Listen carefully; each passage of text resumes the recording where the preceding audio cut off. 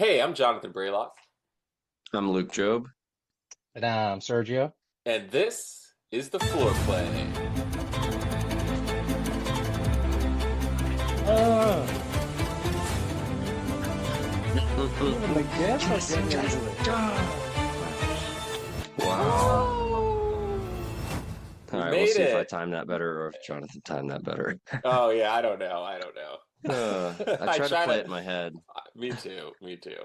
Guys, welcome to the finale of the floor play podcast, or at least season 4.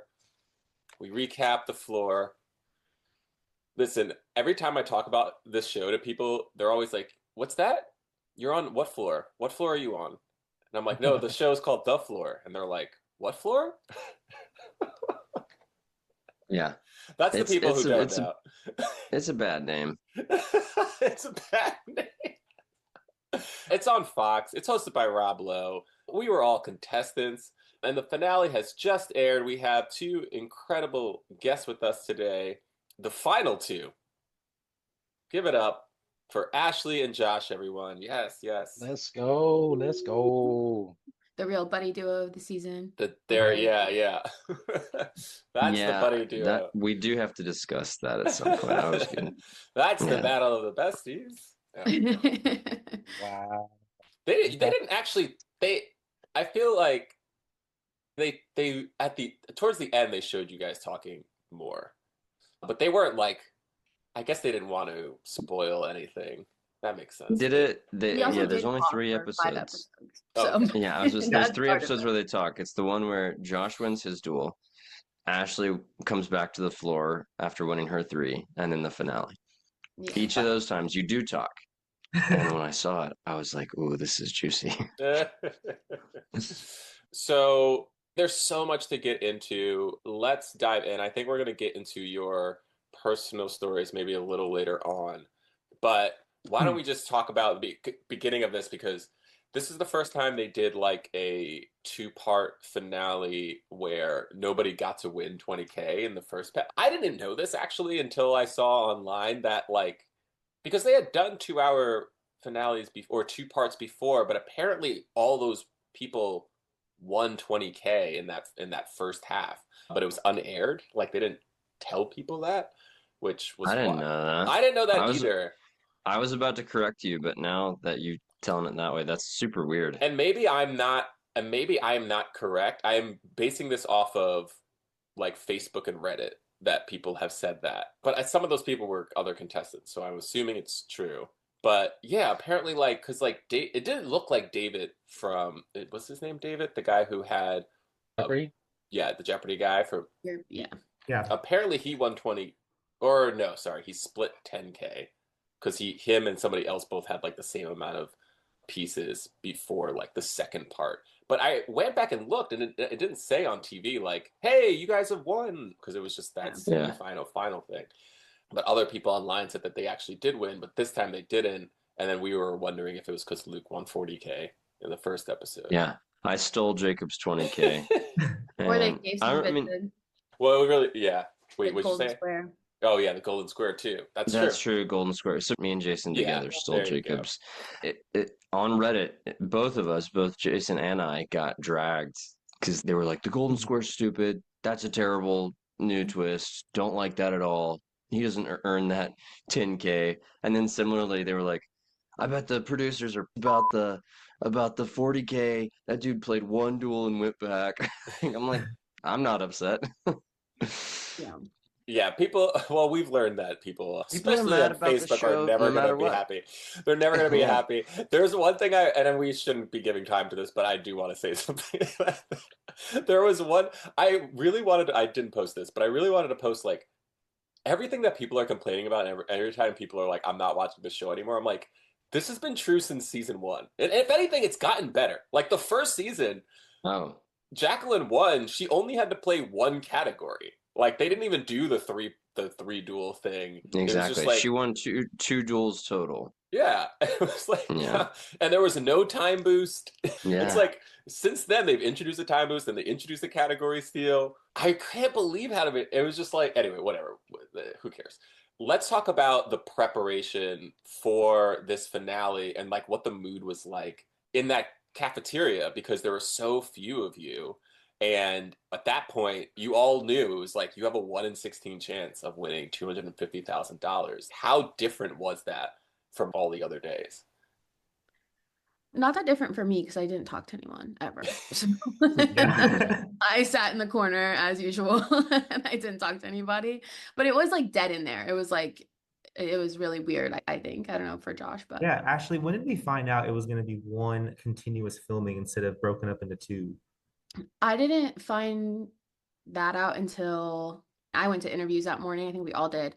And Yeah. then I didn't find out until after my interview that it was like all together and there was no break and No all of lunch that. break. So Yeah. yeah, So there was that took nothing. me off guard Same. particularly. It was about 30 minutes before filming. I was still in the green room before my interview. And I think it Mhm. was Valerie who said, "Hey, by the way, they just told us it's going to be one continuous filming." And so at that point, I hadn't even looked at the tiebreaker category. Yeah. So I'm cramming, studying that just Oh in case. no. Okay, yeah. Yeah. And so then I'm like, well, now it just changed everything. I got pretty solemn at that Sure. point. But yeah, overall, I agree with Ashley. It was pretty quiet with the contestants. Yeah. It's Wow. The only also thing Everybody that was was like locked in, really it sounds like chatting. then, huh? Yeah. Yeah. Valerie was like plotting and like out loud, but like a different thing every time she talked. It would be like, Yes. well, I could do this. And then like there'd be like, and then she'd be like, no, I could do that. So like she was just terrorizing the To room. nobody? She was just saying that to No, it nobody? was in a poll, but she was Okay. saying it But so saying it that everyone loudly could so hear everyone could her. hear. Yeah. That's so funny. Oh my goodness. But she had control, right, going she into the was a finale. terrorist. She wasn't, yeah, Hilarious. 100%. Yes. What did you say, Sergio? I said, well, she had control going into the finale, right? Yeah, she Yeah. did.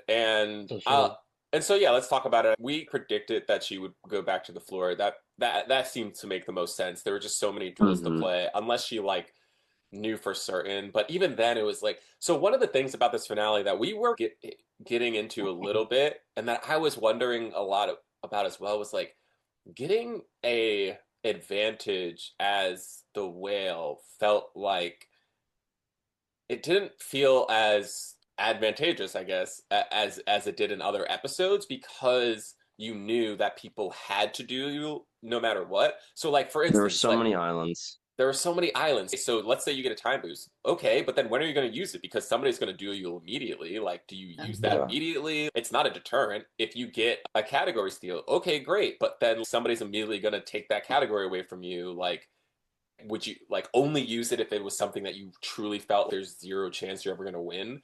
And then even so, you're going to have to, if you're the whale, you technically, to get to the end, you'll probably have to play it eventually unless it was one of those, the very few spaces where people were touching other people. But yeah, so she goes back to the floor, and then we get our first duel of the night. And help remind me, which one was this? Nicole and Bailey. Okay, that, yeah. So Nicole gets randomized. She challenges Bailey. It's a battle. Dental Bailey, office. yeah, she gets I'll say a weird image of a syringe. It clearly trips her up. Yeah. It's like on a weird color background, and it took me a second to realize what it was too. She passes. We all know Bailey knows what a syringe is. It's that kind of But people what are did like, you think how did she she not know that? what do you think I guess the thing that was weird about was like she didn't try to guess it. Well, the behind the Oh scenes of yeah. that is that there Oh. was an image that the Cavatron, she said Cavatron, they didn't give it to her. Mhm. So the duel had ended, she challenged it, and then they picked back up and Syringe ended up happening after that. So she was Whoa. just in a weird headspace, to be fair to her. Yeah. Obviously she won the challenge and like they gave it to her. So that's great, but you're already in this like I just lost this duel and now I'm like going back and trying to win it. So Dang. that's part of whoa. it as well. Fascinating. So we got it. Okay, well let's let people know about this because a lot of times people wonder like, oh, like that wasn't fair, blah blah. There is a process Mhm. for if you think something happened that was unfair. You have to raise your hand at the end of the duel. So after the whole duel is already played out, then you raise your hand, you can challenge something.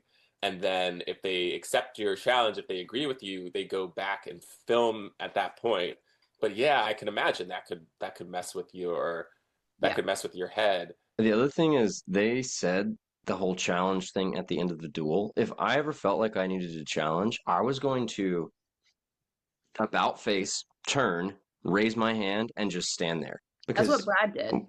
Yeah. yeah, exactly. That's exactly what Brad did. Brad did not wait till the end of the duel. He Yeah. just he just stopped immediately and raised his hand. Because it's like, what are they going to do? How are they going to edit that out? That's not going to happen. Are they just going to not show you for the next 40 seconds, 30? It's like, no, they have to stop now. Got Right. to remember your own power. But Yeah. that was an interesting duel.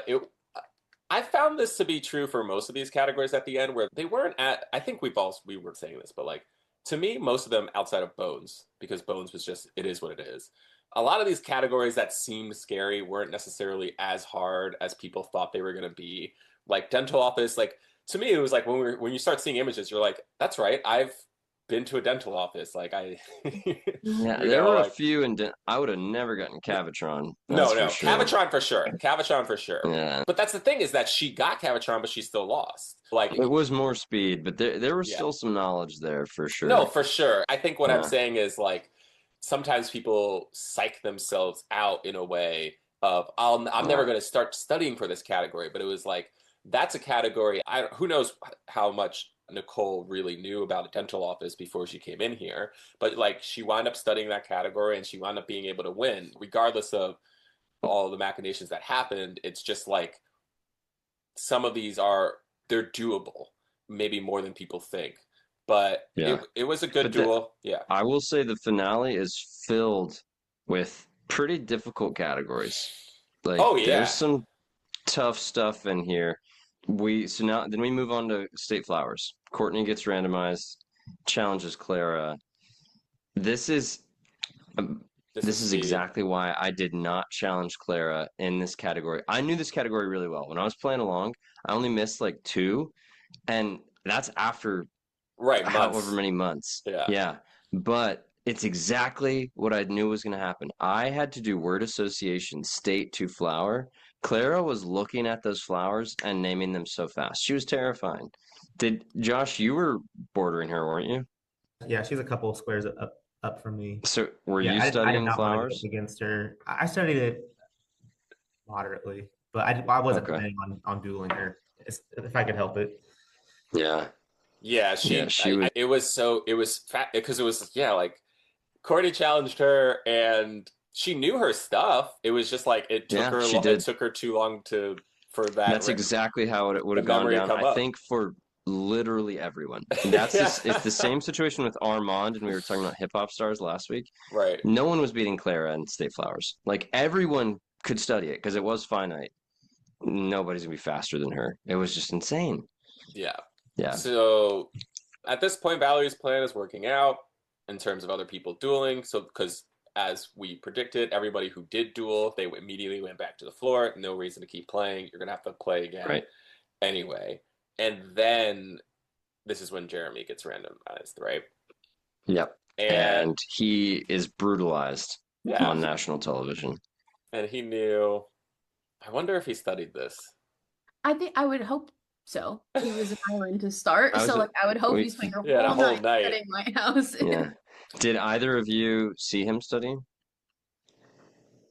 I don't know. I couldn't tell you what Right. anyone was doing. I do know he asked Valerie for like some tips on what he should study, which was funny. And then I think later on he said, "Oh, you told me to just name the color of the room, Valerie." And I'm just like, dude, that's your op. I'm not sure. Yeah, dude. I would have lied to your face and behind your back. There's literally I would have never given you a single clue about what to study. What to study for White House? $250,000 at stake. Yeah, exactly. Literally, just watch The West Wing. That's what you should do. That's how Oh, you I study. think he was overthinking it a little bit too, where it was like it was sometimes as simple as like library or bowling alley, but he was trying Yeah, to come up with a more some official fancy name. name. it's Yeah. true. Right. So I think he got in his own head a little bit on that one because Yeah. who wanted to play Valerie at White House? Nobody. Like Yeah. no one wanted Yeah. to do To that. be fair, Exactly. he was gonna, even if he got some of those more like library, he was still gonna lose. Yeah. He was still cooked. Yeah. She won with 34 seconds left. Yeah. So he didn't scratch the surface. Yeah. Marine won, the Beast. I mean, unless you know that, you're never gonna know those Yeah. names. She was excited. I know Valerie wanted to play her own category really badly. That was the main thing. And also she had just won $1,000. Okay, so then she loses her category. She gets Roman numerals. I don't know what it.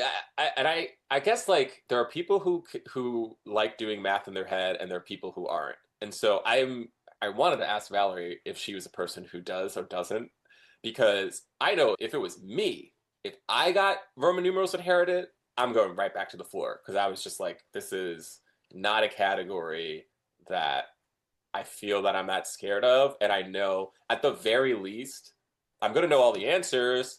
Well, or so I thought. I'm going to know pretty much all the answers, but whether I'm faster than the other person, who knows? But like that's going to be up to luck to determine that who gets chosen and if I'm faster than them or not.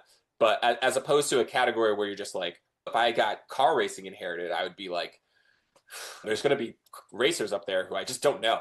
I could try to study, but like there's so many. How am I ever going to memorize them and what they look like? Which is just a category I don't know that well. So like that's going to be way tougher.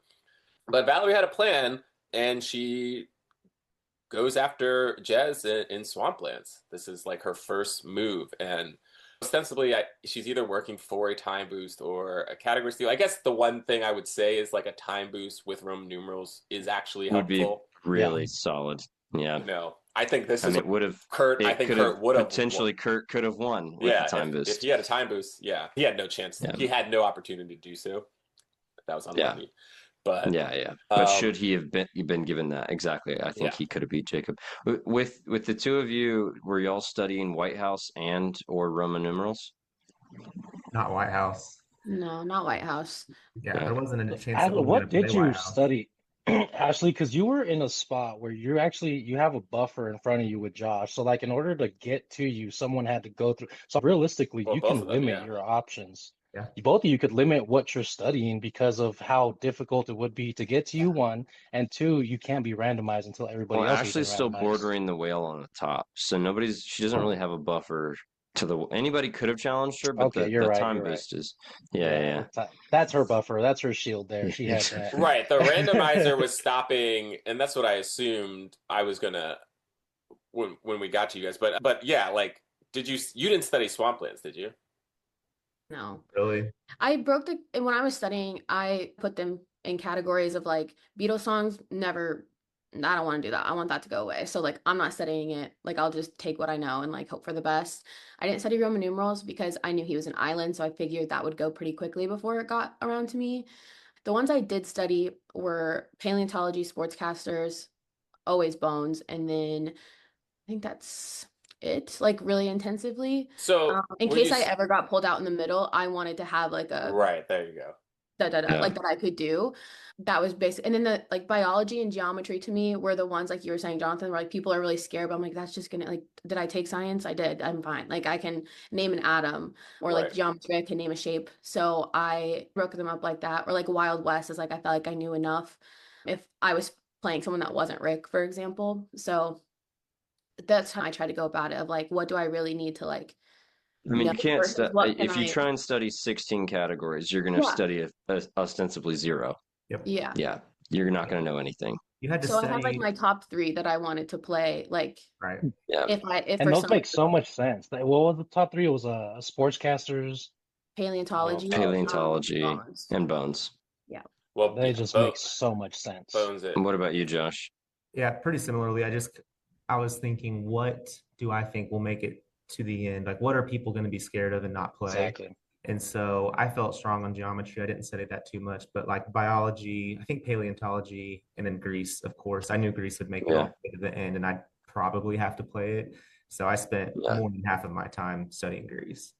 It showed, honestly, in that duel. That's what I figured with both of you, because you guys were in such a good spot in the sense that the first randomizer wouldn't hit you, and the first randomizer was going to go through most of the people because 10 of the people hadn't played yet.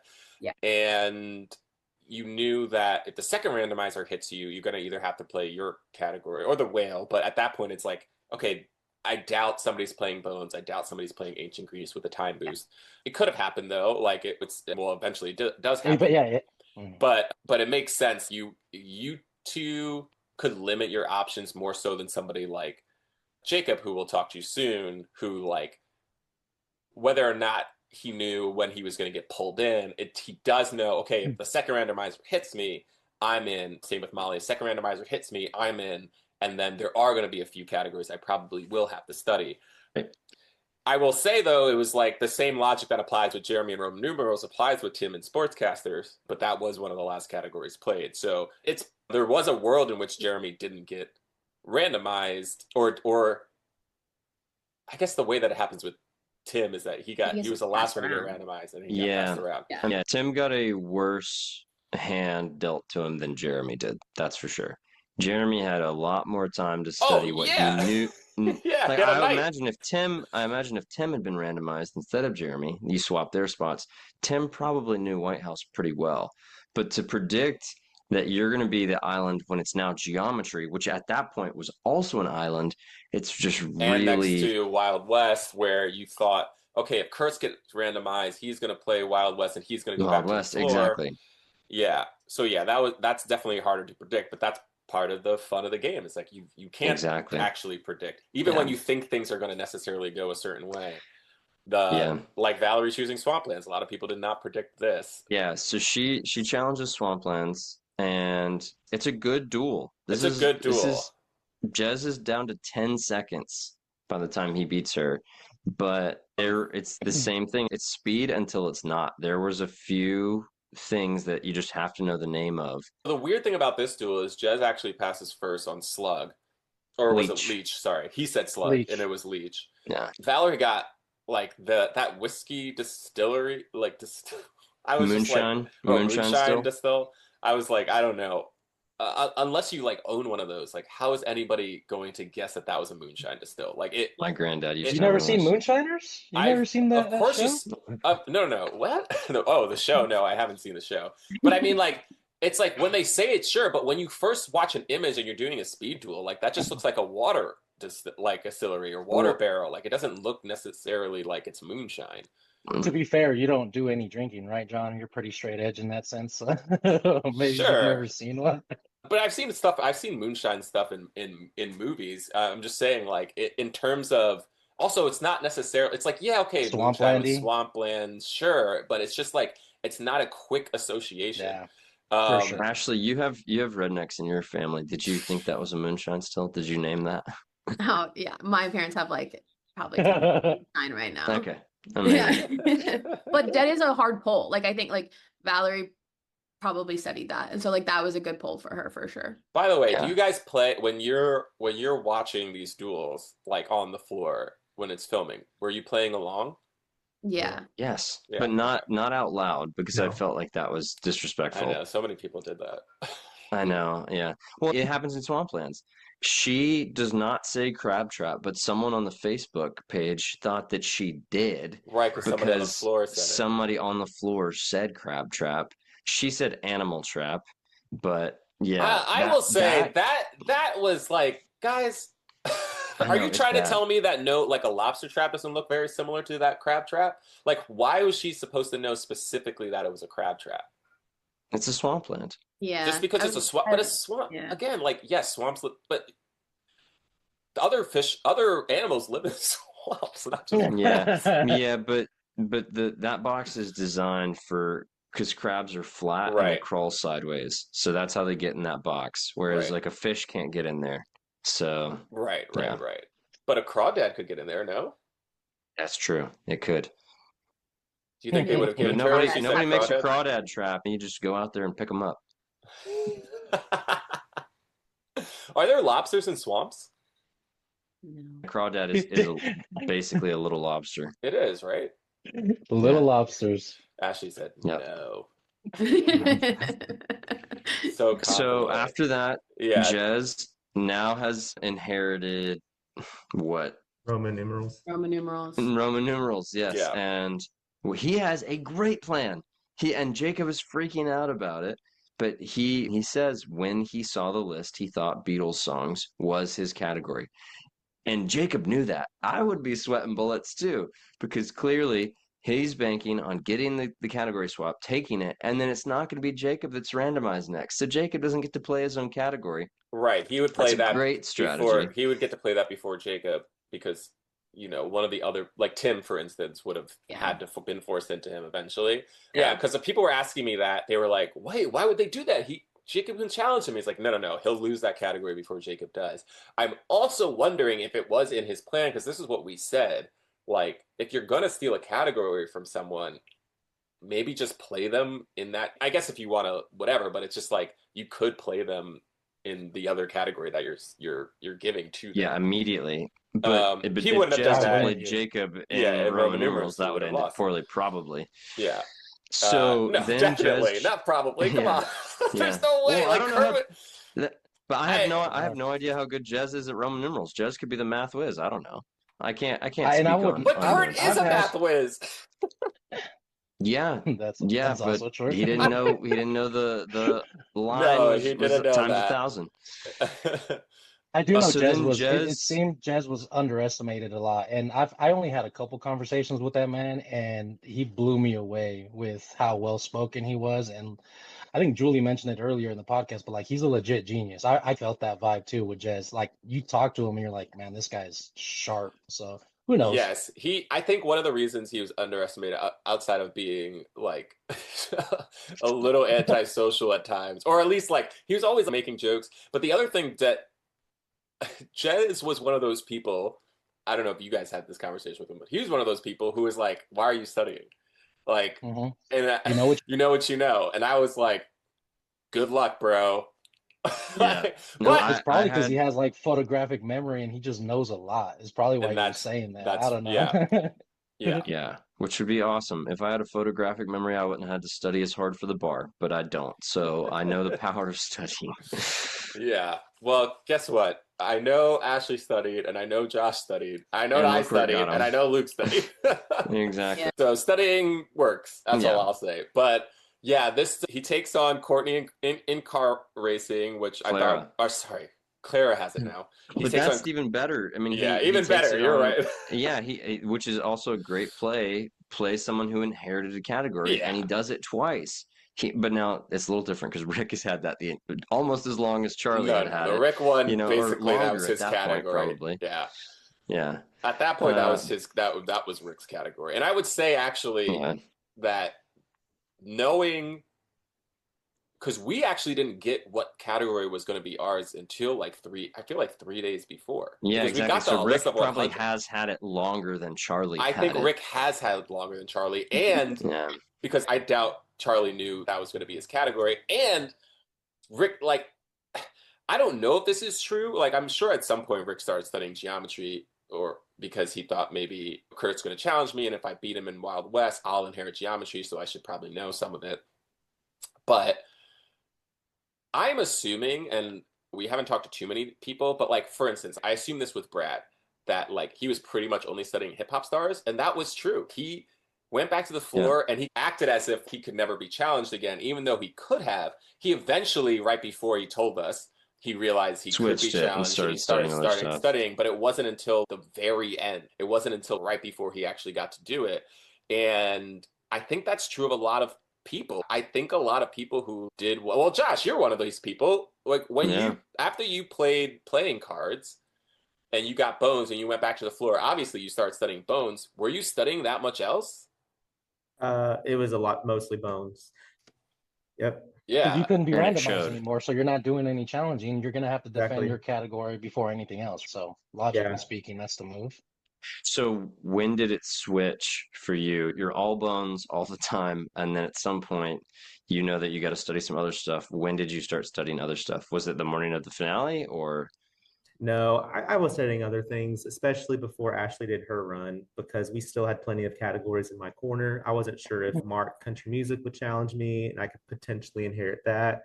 But I was studying country music, Canadian icons, witchcraft, everyone that surrounded me. Okay. And then I'm sure I had a couple of other categories because I was bordering the whale most of the season. Oh, Yes. yeah, like And pretty much so- all of it. Yeah, I had a bunch of opportunities like geometry. I studied that a little bit because I felt good in math. And then I can't remember specifically, but I wanted to have a plan in case I ever became the whale. Right. What would I go for next? Hmm. Good. All right, great. Oh, that's Well, good. And Josh, you have to run in like Okay. 15 minutes, right? Oh, okay. Yeah. In 10 minutes? So then No, sorry. Okay. Yeah, 10 o'clock. Okay, so let's jump. We'll come back to Yes, yes. Let's what talk happens with about. Jez. So, how did you end up? Did you want the category playing cards? No. Yeah. Okay. I wanted a math category. I pitched mental math, which they had already done that last season with Yeah, Tony. they did. I think I pitched board games, and Oh. maybe that's how they Did made you the think you playing were going to cards. get Monopoly then when you saw the list? No, Oh, because interesting. one of us was that I collected playing cards. I told somebody that in my Oh, okay. interviews, and I saw playing cards on that list, and I thought, I, I It's me. I'm not sure how they're gonna do this duel, but I think that's my category, unfortunately. But it wasn't unfortunate because it's an easy category. I've said this to everybody. I think it's probably the easiest category in floor history. Like you're never gonna pass. It's true speed.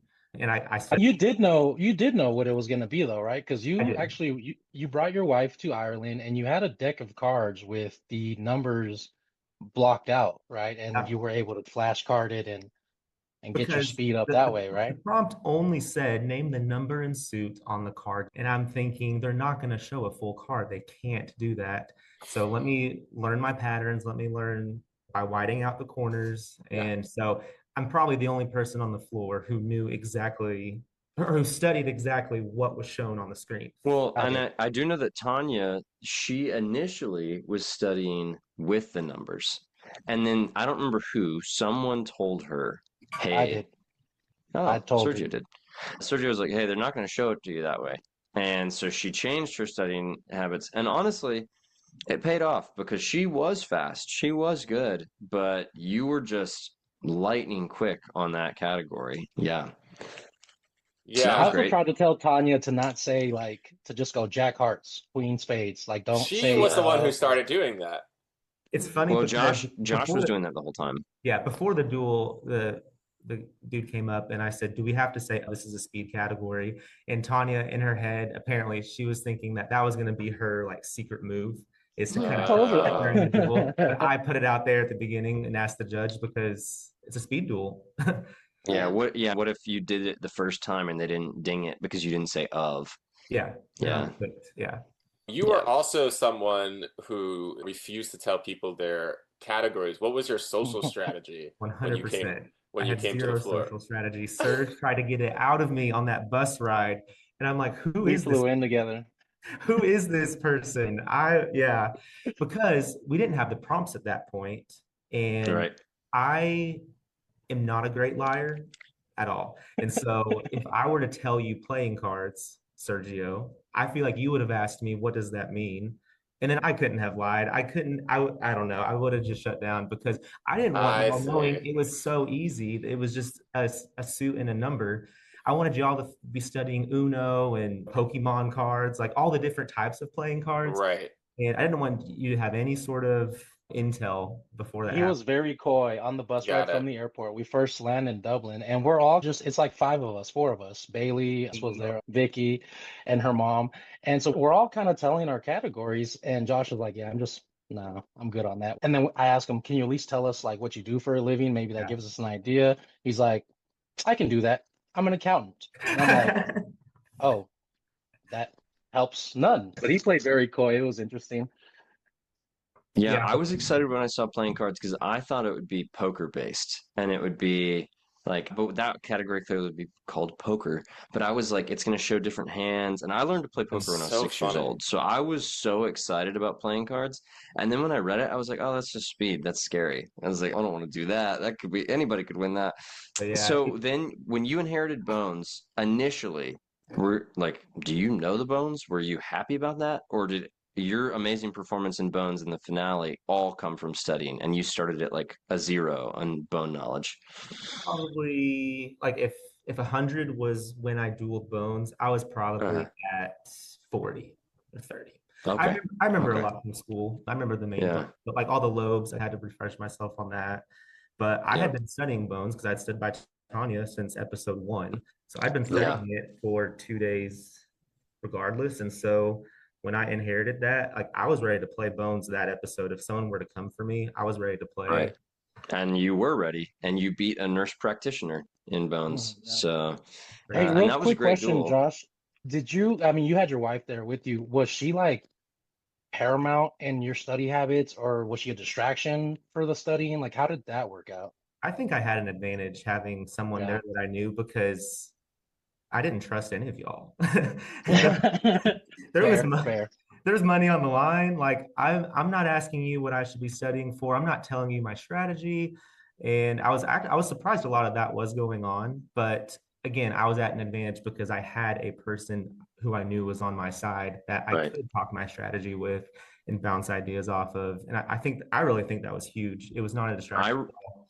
I remember learning that your wife was there and being so mad. I Yeah. was like, "Are you kidding me? Like I mean, this they is did Dude, bull crap." tell us yeah, that I we miss my couldn't. wife, dude. I miss so many people. I was like, I just kept, I told my wife, I was like, this guy has his wife with him, and like, how incredible is it that he can like the mental fortitude for me, like you didn't even have to go through that because you Right. had a person you can confide in, someone there to support you, like walk you through the mental trauma. Like that's gotta be such a relief. Yep. Right. And I'm telling my wife, I'm like crying on the phone, I miss you. Josh over here's got his it is I do see it as an advantage. And that's cool of her to go, actually, too. That's solid. Yeah. Before we stray too far from Bones, Ashley, this is always like I hesitate to ask this question of anyone, but seeing the Nicole Josh Bones duel, and I know that you were thrilled that Josh inherited Bones and you wanted to play Bones bad. Do Yeah. you think you could have beat Josh and Bones? Ooh, Josh is quick. I don't know. I think it would have gone far. I think it would have gotten pretty far down. I feel the same way about Bones as Josh, as like I felt like I could have played it any episode, like day one I could have played Bones, I think. Yeah. So it was, and then like when we did like the tension shots and we were just staring at the wall for 10 minutes, I do have somewhat of a photographic memory. So like the thing Yeah. I was using to study, I was just like going over it in my head. And like I would Yep. just do that for 10 minutes straight every day on the floor. So it was like I felt pretty good about it. I think we could have Yeah. been a good It duel. would have gotten further than 20 seconds. Josh had 20 seconds left. Yeah. Yeah. I think we would have gotten down to the end for sure. Right. Well, hey, Jacob's welcome, here. Jacob. Hey, Jacob. Like, Hi, folks. Casual McGee over here. I'm crashing at a friend's place currently in Nice, Yeah. so this is Amazing. my couch bed and I- my travel microphone kit. So, I'm in my sister's old room that she grew up in. Oh, yeah. I did think that room was very pink, Jonathan. It's my yeah. My dad turned my old room into a workout. So the curse. this is what we got. We're just finishing up with Josh because he has to go soon. The question I wanted to ask Josh was so you get challenged by Nicole in Bones. That made sense. There's only 3 of you left. She knew she was gonna have to play. I'm guessing she didn't feel that strongly about sportscasters. I don't think it makes sense. I love Nicole. I think she had a good chance that like, either of us got randomized and we would have played each other first 100%. Yeah, Her path to victory, that is possible, but I guess like It's a and who 50-50 knows? shot that you get randomized and you challenge her in sportscasters and then she loses. Right. Okay, but she beats Josh and she plays me in Ancient Greece and Sportscasters. Like even if like what was that Yeah. wasn't the Well, I best. imagine yeah. Nicole knew ancient Greece pretty well because that woman is a nerd. She definitely I studied. don't- I think yeah. if I was Nicole, I would have studied like the one category you have to study. out Everyone of all should those study is is ancient Greece. because that's the 5 seconds. She doesn't want to play you because you have a time boost in ancient Greece, but she Yeah. I bet she just thought I'm going to lose sportscasters. I know I'm going to lose sportscasters, whether Ashley or Josh It's gonna come down challenges to- me. And if yeah. they get randomized and either of them feel like there's no way she knew that Josh didn't know sportscasters. And if you got randomized, I'm guessing, would you have challenged her in sportscasters? That's a good question No. because I wasn't sure if she knew sportscasters or not. But Right. she did say she wasn't having fun inheriting that category. So maybe it would have been a level playing field. That would have been so funny if you both played sportscaster and you're both just you wind up passing on sportscasters after Ashley got 2, but and I got 1. and if Nicole didn't know Shaquille O'Neal or Charles Barkley for some reason, and you guys were just she passing would've- back. Yeah. So who knows? It's very possible that's wild. I understand what you're saying though, Ashley, because the last thing I would have ever done is challenge Josh and Bones. I felt, and He's a medical professional. but the thing is, I felt like, and this wound up being true. But in my head, I was like, Josh is only studying bones. Bones is a category that you either all 200 or you don't.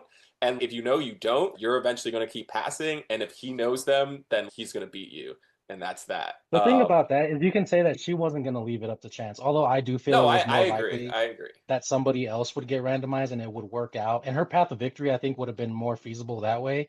She didn't want to give up control. And that's something I can respect. And she's like, you know what? I'm going to go out on my shield and do it my way. And so I think that was her reasoning behind it. But yeah, that's a tough one for me I'm personally. she did well in Bones. I think she would have beat most Absolutely. people at Bones. You know what I Yeah. mean? Like it's not like yes, you wind up having 20 seconds left, but you guys got pretty far. They wind up just Yeah. deciding they were just like, all right, we'll just stay on the skull and go through every single bone. Like that's because I think most people would have just been like, all right, skull, Skull. done. Yeah. Let me study all these other bones, and they're like, Most no, most people being me. Yeah. yeah. Well, also, and I don't know. I felt bad for her on the vertebrae, by the way, Yeah, because same. they did they did light up the entire spine. Well, once you do all of the vertebrae as one, suddenly there aren't 206 bones in the body. Correct. It's like Took a couple So- out, yeah. Now this is one of those things of, and it's hard to be in this mental space. I think most of us inherently don't do it, but you do see like a lot of people employ the strategy. Jacob being one of these people.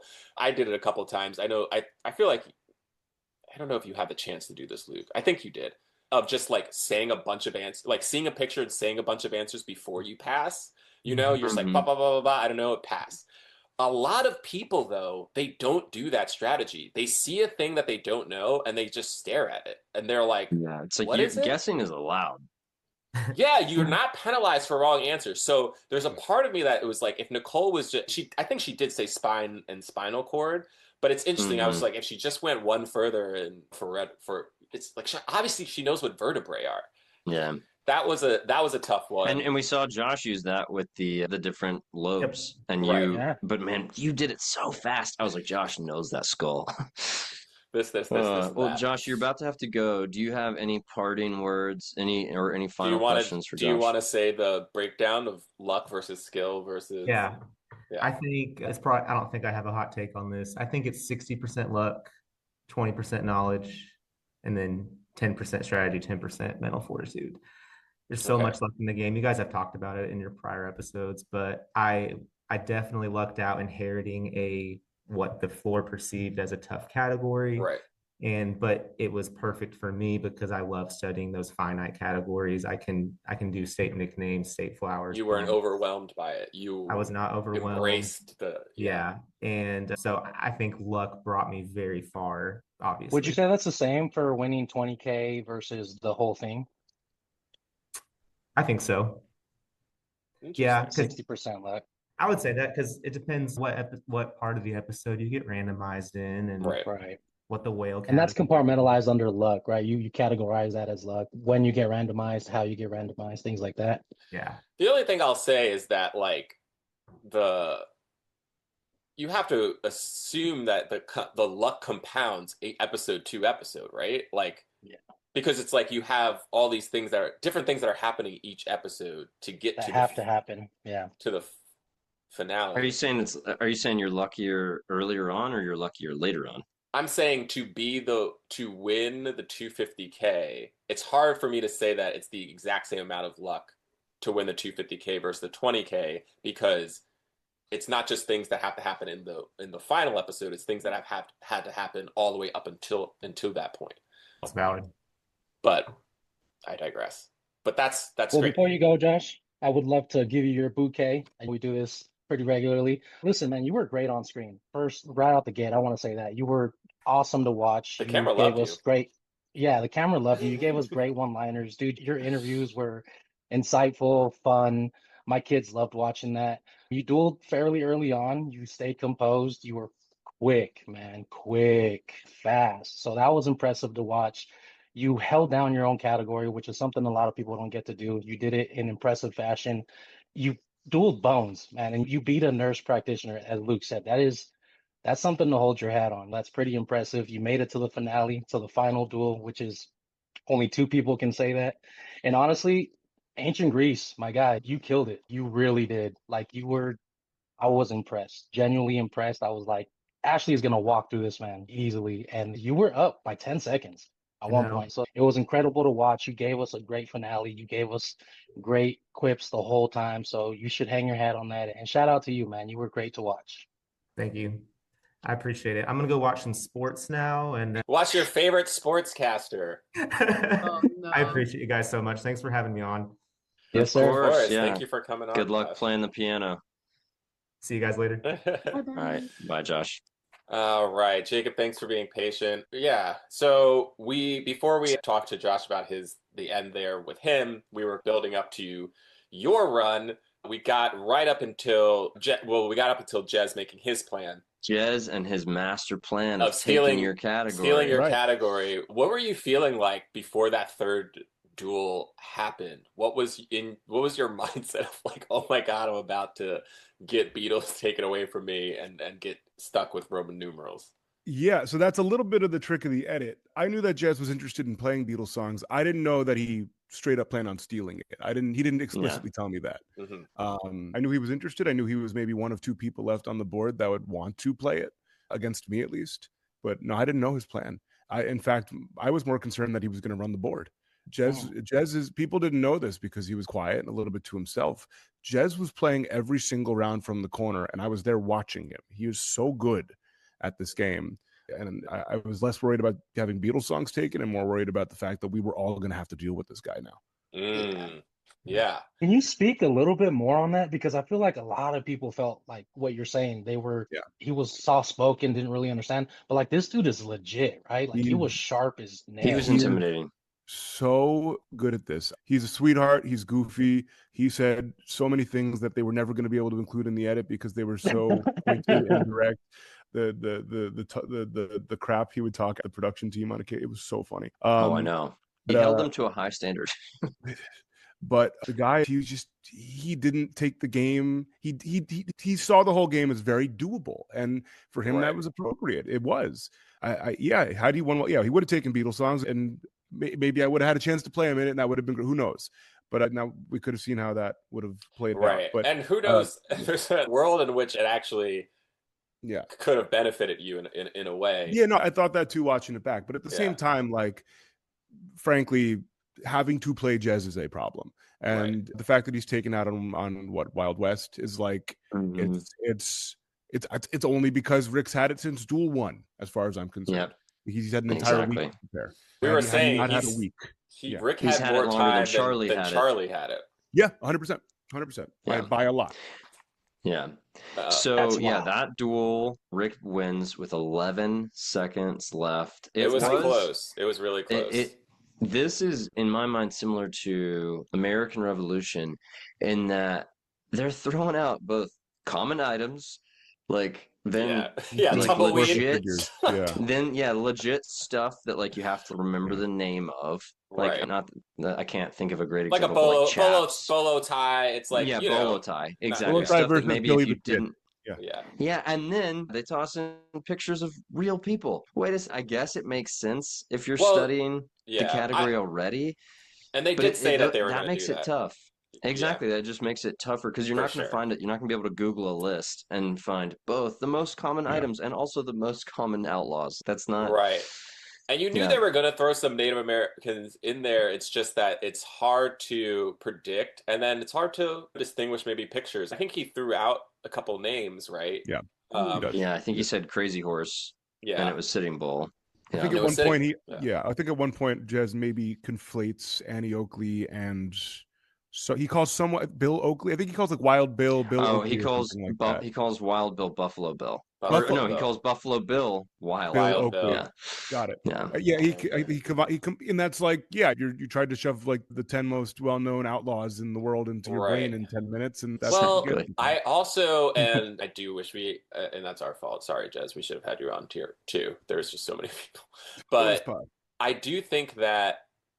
I'm wondering how much he studied because I was telling them before, Jacob, he was a person who was like getting on me for studying. He was making fun of me. And I was just like, what? Like, that seems ridiculous. So I think he studied more than he let on, but I doubt as much as some of us were. I was Right. about to say, did you see him study? We weren't sitting at the same table or anything. I don't Yeah. remember him pulling out a laptop or anything, but I wouldn't be Yeah. surprised if when he got It's back to his crazy. hotel room, He he studied just started some. Crammed. Yeah. I That's wouldn't be true. surprised. But there And is like, yeah. that's social strategy. That's what Serge loves to see is like you peacock around everyone. When you're in view, I am the coldest dude here. And then you go back to your hotel room and you're like, oh my God. What is it? I do think he was a cool cucumber. I don't think he was he was being Oh, facetious about absolutely. that. Yeah. But yeah, he loses. It was close, but Rick's had that category for a long time. We do get what I think this actually was on Rick though, like or Yeah. somebody said, what was it? Was it hat? And they had to say cowboy hat. Mhm. Oh, Yeah, yeah. it's whack that they had to say cowboy hat, They but had a not cowboy, and then in boots. boots, and then they didn't have to say cowboy boots, and everybody online was appropriately I was calling with that everybody out. online I on agree that with one. that. I agree. Yeah. Somebody was like, well, maybe, cowboy. Somebody was like, well, cowboy hat is more like Nope. and it's just No. like, what do If you you're not gonna give them hat, you can't give them boots. That's all there right? is to it. Oh, Lit my it's not torch the and grab my last, pitchfork on not that the one. last time we get something like that. But so in what we have here is Rick gets pulled in, so now he's the whale.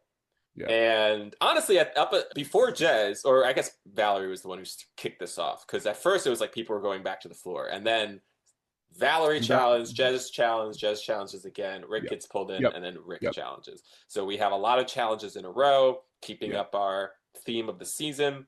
We're the season that challenges the most when having the option to, by far. And I heard on Kurt's Instagram that the reason that or at least according to Kurt, the reason that Rick goes after Jacob with Beatles songs is that he was like, well, if I'm the whale, what should I do? And Kurt was like, hey, if there's one category you feel like you kick yourself for not playing or getting the chance to play, just play that category. And Rick was like, bet. Beatles songs. Yeah, I'll say that Rick and I talked later on, and and I'm sure I didn't hear this part with Kurt, but I'm sure it was part of it. Me and Rick, we talked later on about this. There was a moment during a commercial break after Rick had wound up in that position where I went up to people were whispering like he's going to play Beatles songs, he's going to go back to the floor. People weren't sure. I knew he was the last person on the floor who probably knew Beatles songs well enough to like take a swing, and so I went up to him while he was on stage, and I'm like, "What are you thinking, man?" And he goes, I don't know. I think I might go back to the floor. And I looked at him. I said, all right, works for me, man. And according to him, at that time, he told me later that that was the moment he decided he wanted to duel me. Now, Wow. I don't know if that's true. Oh, Rick. Kurt has a different story, but that's what I remembered. What was your intention going up there, Jacob, real quick? Good when question. you went and asked them, what was your intent? I literally just wanted to know if I had to prepare myself. That's it. Okay. I've been the whole game. I was very open about talking to people about like what they were thinking, what I was thinking. So I felt one more time, may as well see. I wasn't gonna actively try and dissuade the guy because I knew that would make it worse. But like, it may as well just find out what's gonna happen. And I felt it coming. They don't show it, but I'm muttering under my breath that whole time. Don't do it, man. Don't do it. Don't you dare do it. I love that. I love that. Well, and then the two of you give some of my favorite banter. Probably only topped by like Bo and Aaron. Oh my goodness. Sure. Yeah. But some of my favorite pre-duel banter. Jacob. And yeah, I know. My mom was cracking up. She was like, it would be somebody over 50 though. It would be. And then the Ed Sullivan burn, that was wild. Yeah, that was Thank you. That was like 10 points of psychic damage. When right you before. did that, there were a few people at my watch party who were like, "Oh, I hope he loses." Really? They're mad. Look, That's this funny. guy's committing elder abuse. No, I since like I tend to mask rage with humor, so I was legitimately off and also like trying to make the best of it. I have a question, actually, because you brought up that you went up to him and asked, and then you were like whispering, "Don't you do it?" Is there any part of you that feels like if you had peacocked a little more, that maybe he wouldn't have? Do you think you could have psyched him out of dueling you? I don't think so, because the entire week I spent making it clear to everybody that they should not duel me in Beatles songs. That's true. I was very clear about this. It's not something I have to study. It's a tick I have. It's an instinct. It's not, I bet you're really good. You're not going to win. And so for Rick, this was very clearly the last thing on the board he wanted to play that he felt comfortable with. And you can't really argue with that, no matter how much you Right. peacock. Look, his best move, Yeah. in my opinion, would have been to go back to the floor. But like at that point in the game, it's really tricky. So Yeah. Yeah, because I do wonder if he had beaten you in Beatles songs, was he going to duel again, or was he just going to go back to the floor? And if Yeah, so, like, then yeah, what was what the point? well, at that point, I assume he would have done one more at least. But Yeah, Yeah, maybe he would've done sportscasters. Yeah. Maybe sportscasters. I don't know. I talked to Yeah. him extensively in New I mean, York, but he I likes. never asked him. We know Rick loves sports, so Yeah. he's been around. He's not that old, but he's a little bit old. He's Rick, a little you're bit not older. old. I'm sorry. You're I'm not sorry old, but he joking. is a He's little. 80. He's only 82. Yeah, he's only 82. But I just mean that he's been around a little bit, and so like if they're older sportscasters, he probably recognized them more than the classic people. Than But some I mean, other that's what he people. was thinking anyway. That's exactly why he challenged Beatles songs. Oh, totally. And So, look, Rick was good in it, but yeah, it was nowhere Jacob with near Beatles the level of songs Jacob. is the same. That's the same caliper of Clara with State Flowers. This person's not getting beat in this category. Yeah. It's just not happening. I really wish you And- would continue to add me and Disney Animation to that, Luke, and you never do. And every time, Yeah, I don't know if that's true. I do don't know think if it's that's true. true. I know. I know for a fact it's true. Well, you There never is- had that category. You challenged that category, Sure, so you and can't that's fit true. in the box. I understand. That's true. That's Yeah, the- it thank can't you, be- Ashley. yeah, it can't be the That's a same, good yeah. distinction. That's Yeah, the I know. distinction to make. Anyway, and then You beat him with 26 beat seconds him with left. 26 seconds. He doesn't get you halfway down.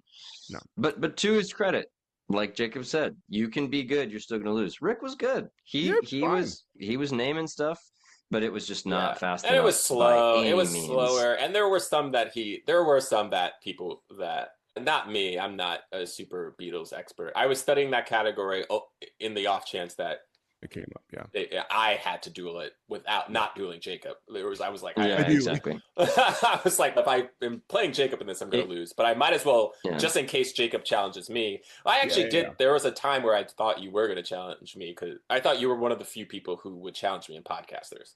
I would have, yeah. If right timing, I would have, but it never came up. Yeah. I don't know if you remember, but I'm only eligible to duel twice in the first 9 episodes of the game. Exactly. So, like, sincerely, and not because of randomizers, because Julie and Brad decided to go back to the floor instead of keep playing. That's it. Right. So the Yeah, option. and then you were actually the last person who wasn't touching the whale. Molly, but yeah. Well, no, I guess let me clarify. You were the last The person, last person to be randomized who could be randomized that wasn't touching the whale. Yes, that's true. Yeah. Yes. Because when Matt went back, or I forgot who it was, but anyway, it was like when somebody went back to the floor, it was like they were touching everybody except for you, who could be randomized. It was me and Molly were the last two. I was the last single square. Yeah, it's not until I play leather that I'm touching the whale. Yeah. Right. Yeah. So Jacob, then, before the next thing, what did you study before the finale? Because I really want to know. Yeah. Me? Yeah. I can't remember. No, I do vividly remember taking an hour Mostly to go over Roman numerals. Well, look, my approach to studying from the beginning was focus on the things you think you can actually feasibly play. Like, there were some categories on the board that I tried to spend a few minutes on. It was like, this is not getting into my, like, I spent an evening trying to get US stadiums in my head, and I wasn't getting anywhere. Like, I just wasn't. Same thing with formerly stock car racing. Same thing with most of the flowers and plant like they just were not getting into my brain. They're not things I'm inclined towards.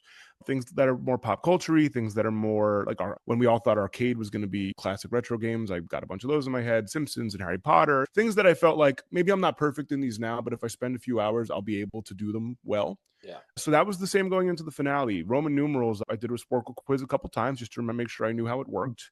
I spent a little time on Wild West. Quiz so many times. I bet you did. Yeah, I bet we all did. I spent some time on Wild West just making sure I could tell the difference between some of the portraits, which I actually did have some trouble with. I reviewed, me and Nicole were reviewing Bones together in the corner. We were running Bones back there for like a day just because she knew them better than I did. So she would help me run through them. And that's probably why Nicole was a very generous contestant. She also helped me we with stuff. We were also near each other the whole game. You know what I mean? Like we spent a lot of time together. So yeah, we ran Bones together a lot. So I didn't think I could win Bones against Josh, but I thought maybe I could play it if someone else had it. Maybe, I don't know. I did review Greece, even though I was pretty confident in it. What else was on the board? I didn't bother with White House. I didn't bother with Swamplands. What about paleontology? How'd you go about that? I got about 15 minutes in paleontology tops. I did not get a lot of time. I found an image of a kit that a paleontologist might use. and I reviewed that, and clearly none of that stuck. I truly did not take any time on paleontology. My thought was between paleontology and biology. We're jumping ahead, but my thought was paleontology is just a less scary category because Molly isn't a paleontologist and Nicole is a nurse, and that's why biology is scary. And that was really yeah. Let's get back to that. Back it up. Sorry. Let's back it up. So you beat Rick. You inherit Roman numerals, right? Yep. And I'm just gonna let you both know at this point. I'm yelling at I have my own finale party with a bunch of people who've been watching the floor with me, my friends and stuff, for quite some time. Yeah. And this whole time, I'm like yelling at people what they should do. And when you got Roman numerals, I was like, go back to the floor. Go back to the floor. 100%. And you go back to the floor. Yeah. And right move. And the floor edit is like showing like Kurt being, oh, that's the one I want to play. And then he gets randomized and everyone was like, oh no. They were like, oh, that was such a bad decision for him to go back to the floor. And I was like, I don't think so at all. It's going to be a speed duel. And yes, maybe Kurt knows Roman numerals, but is he fast? We don't know. We're about to see. It was 100% the right call. We're at a point in the game where only 4 people can be randomized. 2 of them are touching each other. The other one is a math whiz and the other one's not. So you have a situation where 75%, I'm not going to have to deal with. 50%, I don't have to deal with this yet. And then the other 50 is like, well, we'll see what happens. You know what I mean? Like it was a 1 in 4 shot that Kurt, the one guy that you probably didn't want to duel, was going to play you. And even if the more ideal situation happened where Austin and Sydney had to play first, and we re-randomized again, it's still a 50-50 shot, which isn't bad. 50-50 shot. Yeah. You know what I mean? It's like it's my look, obviously I didn't want to play Kurt. I knew Kurt was into it. I knew he'd studied really hard. I knew he was a math guy. We talked about it. Like it wasn't like I was unaware. I think I even mentioned it on stage. I even look at him and I even go, I don't think any of us are Roman numeral experts. Maybe one guy. Like I think I made direct eye contact with him. You did. But yeah, it was the right move. I don't know if you felt this way, or you too, Ashley, you can chime in on this, or everybody. Like because I was mostly playing categories. Like I wasn't necessarily playing the person necessarily, but there were certain categories that it wasn't that I was scared of. It was just like in my mind, I was trying to play the things where I felt like I was for sure going to win first and then work that way down. And Roman numerals was one of them that I was like, I really did want to play it. Like that was a category I took. I think I said this before, but I took Latin all 4 years of high school. I actually took it in 8th grade too. And I'm an ancient Rome guy. Roman numeral, I love math. Math was my favorite category as a kid. And so I was like, oh, this is going to be so fun. But in my mind, I was also like, and this is one that you can lose because all the other person has to know is the same thing. And then it's just going to be who's quicker. Do you feel like you're going to be quicker? It's a speed category. And so I was really excited to watch it, and it did not disappoint. This was easily, for me, one of my favorite duels of the season by far. It was just like, oh, you guys were so quick. It was going back and forth, and then both of you had these moments of like, it's this. Yeah. Oh wait, no, hold on. Minus this. No, here's that. Yeah, it was hard, man. Like it's funny. You and a few other people have mentioned like, oh, I would have loved to play this one. I'm sitting here like, why? Why would you have loved to play this one? Yeah, never. It's frankly the one category on the board where I'm like, I don't want to go down like this. Like when we had 100 of them, I'm like, I'd like to avoid the speed math, please. I'm not that good at math. I didn't get those My dad's got a master's in mathematics. Well, no, I for me, it was like a short-term memory thing where like I spent some time, I guess within the day or two, like reviewing it a lot, just so I had it ready in the tank, maybe. Yeah. Once I'm up there, I feel like my brain shut off and I'm just going off instinct. Like it just felt completely, I'm proud of how I did, but geez, man, it was the most stressful 2 minutes of my life. It was crazy. It was so stressful. It was definitely stressful. And it was, I'm sure you didn't look, playing along at home, I wasn't looking at I was looking at the thing. So I was barely looking at the clock. There was one moment where in the edit, they cut away from numerals to like look at somebody's face. And I was like, go back to the screen. I don't know I didn't see.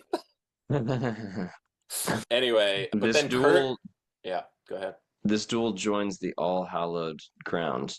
There's now 6 duels total that have come within 5 seconds.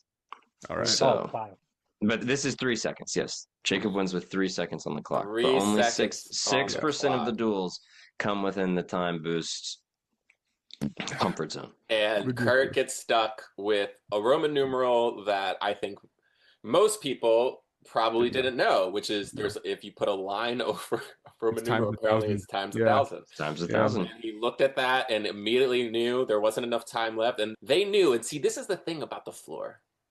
Yeah. They know. Like, they're putting this together and they're like, well, we're going to screw this person. They know they're screwing somebody. They're like, That's at the also the very luck end of of the it. duel, we're going to do this. Yeah. We're going to screw somebody by And that's- putting this thing in. Well, I'll say this. I spoke Yes. with Jeremy backstage. Jeremy knew it. Of course. And also it's luck. It's Yeah. the luck of the situation where he had to challenge me. If it was the other way around, I would have gotten that numeral Right. first, and I also didn't know it. So if it's literally you just flip our spaces on the stage, I lose. Yeah. It's It's all a comes down to it. bride's Pez dispenser. That's just. Yeah, it's literally just it's one little thing. I'm proud of how I did. I'm glad I kept up the pace to the point where that was enough to beat him. Yes, But, like, exactly. That's but it's- correct. Yes. Yeah, but it's completely comes down to just sheer luck in the end. I know people are going to have opinions on who had the harder things here and there. I thought it was pretty even watching back, and I think he was generally better and faster than me. But I mean, there was I do one- feel, and we say this a lot, and I do agree with the luck aspect, man, but you have to put yourself in a position to be lucky. And Yeah, then on sure. top of that, you got to execute. You have to execute. No matter how much opportunity is thrown your way, you have to meet that with execution. So, Yeah. yes, was it lucky? It was, but you still had to execute the Yeah. prior 14 images. You know That's what I mean? right. So it's, Was it 14? How many did we get through? I don't know. Oh, I'm sure it's way more than 14. I think we got close to 20, but I'm not sure. 20. Probably I- did. Kurt would know. I would Kurt knows imagine. Kurt knows the exact number. Yeah, I gotta text him. check. I'm sure he's awake. So I have his website pulled up. I can look. oh, great. Well, that was. Oh yeah, you can check on the IG. I'm sure he said it. Well, that was so exciting. So you almost have a heart attack doing that, and then at this point, you got geometry. Yep. And it was so weird because you said what you just said now, which is like, I don't like math. And I was just like, Yeah, just but wanted Roman numerals. geometry is not a math category. That's what you have to remember. Roman numerals is speed addition. Yeah. Geometry is name that thing for math class. They're different things. They're not going to make us solve for x. If you know what these equations are, and you can probably work it out. Like then you could. I wasn't as worried about geometry. I wasn't worried about geometry. Yeah. I always thought people were over. Yeah. Like I did for sure because I was worried about it. Watching it play out, Yeah. I hit like 95% of them. Like it was not at all what I thought it was going to But be. Yeah. it's tough. And then also, if you have a negative experience with geometry, your brain is now risk Sure. adverse to Sure. it. And like when I took geometry as a 15-year-old high schooler, I think I made a C-. So I'm like, geometry was Right. scary to me. Well, and No. look, So- geometry, especially when you're like taking it in school, it's like having to do the equations and Mhm. but I knew for the floor it was just going to be like mostly shapes and Yeah. The formulas, yeah. Yeah. And well, but there wasn't. It was one formula. That's true. There were 3 total, I think. That Oh, showed was up in there?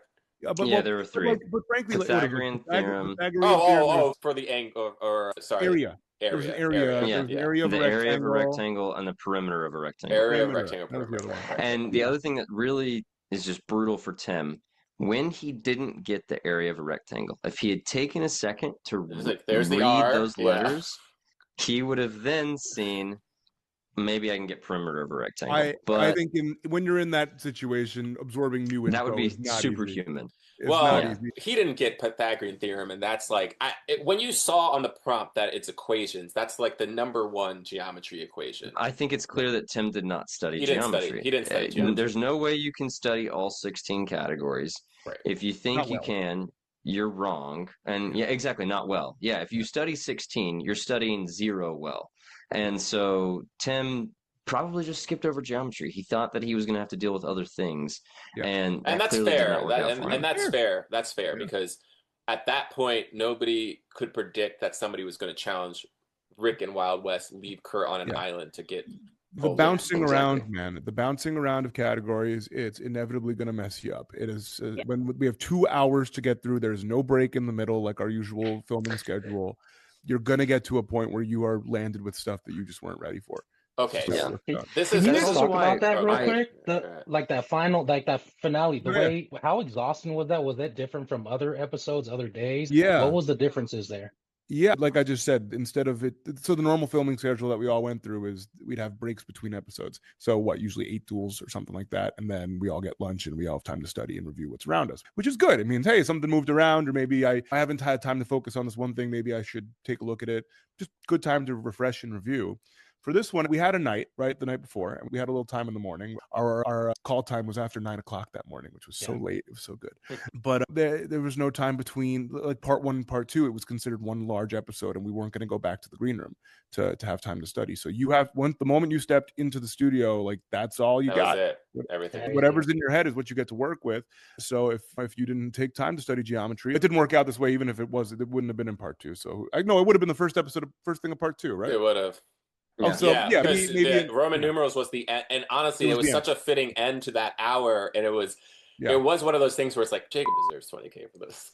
hey Luke, hey Luke, hey Luke, hey Luke, hey Luke. Yeah. Anyways, exactly. That's it. I said it before you were on, but I'm like, talk about luck. Once again, I named 6 Sandra Bullock movies in the first episode. Went back to the floor. Not only do I win my 20K. Exactly, it was 6. I named 6 Sandra Bullock movies. I know exactly how many I got right. I could name the movies I got right. Luke said, not only do I get my 20K, I also get Jacob's 20K. Yeah, there you go.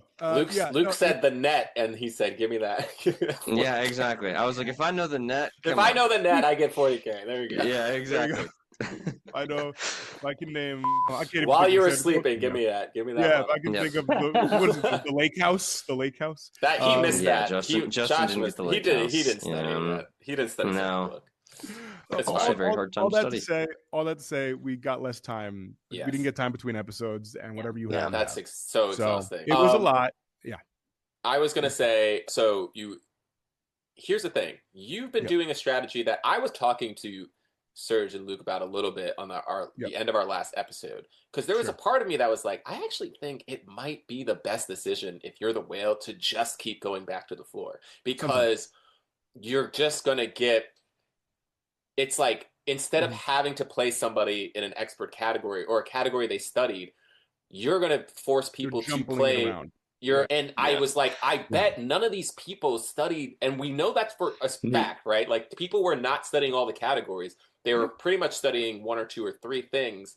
And so, hey, maybe you aren't good at this category, but maybe somebody else is even worse than you at it. Yeah, that's it's a sometimes strategy, frankly. Exactly. Like my strategy was less about forcing people to play things they weren't happy about, and more about finding ways to not have to play as much. Honestly, like, I understand there can be criticism of trying to just avoid playing when you're playing for the 20K or something. But at this point in the game, like, my only goal was to, instead of, like, wasn't even focused on boosts or whatever. It was focused on buys. It was focused on, like, can I sit a duel out?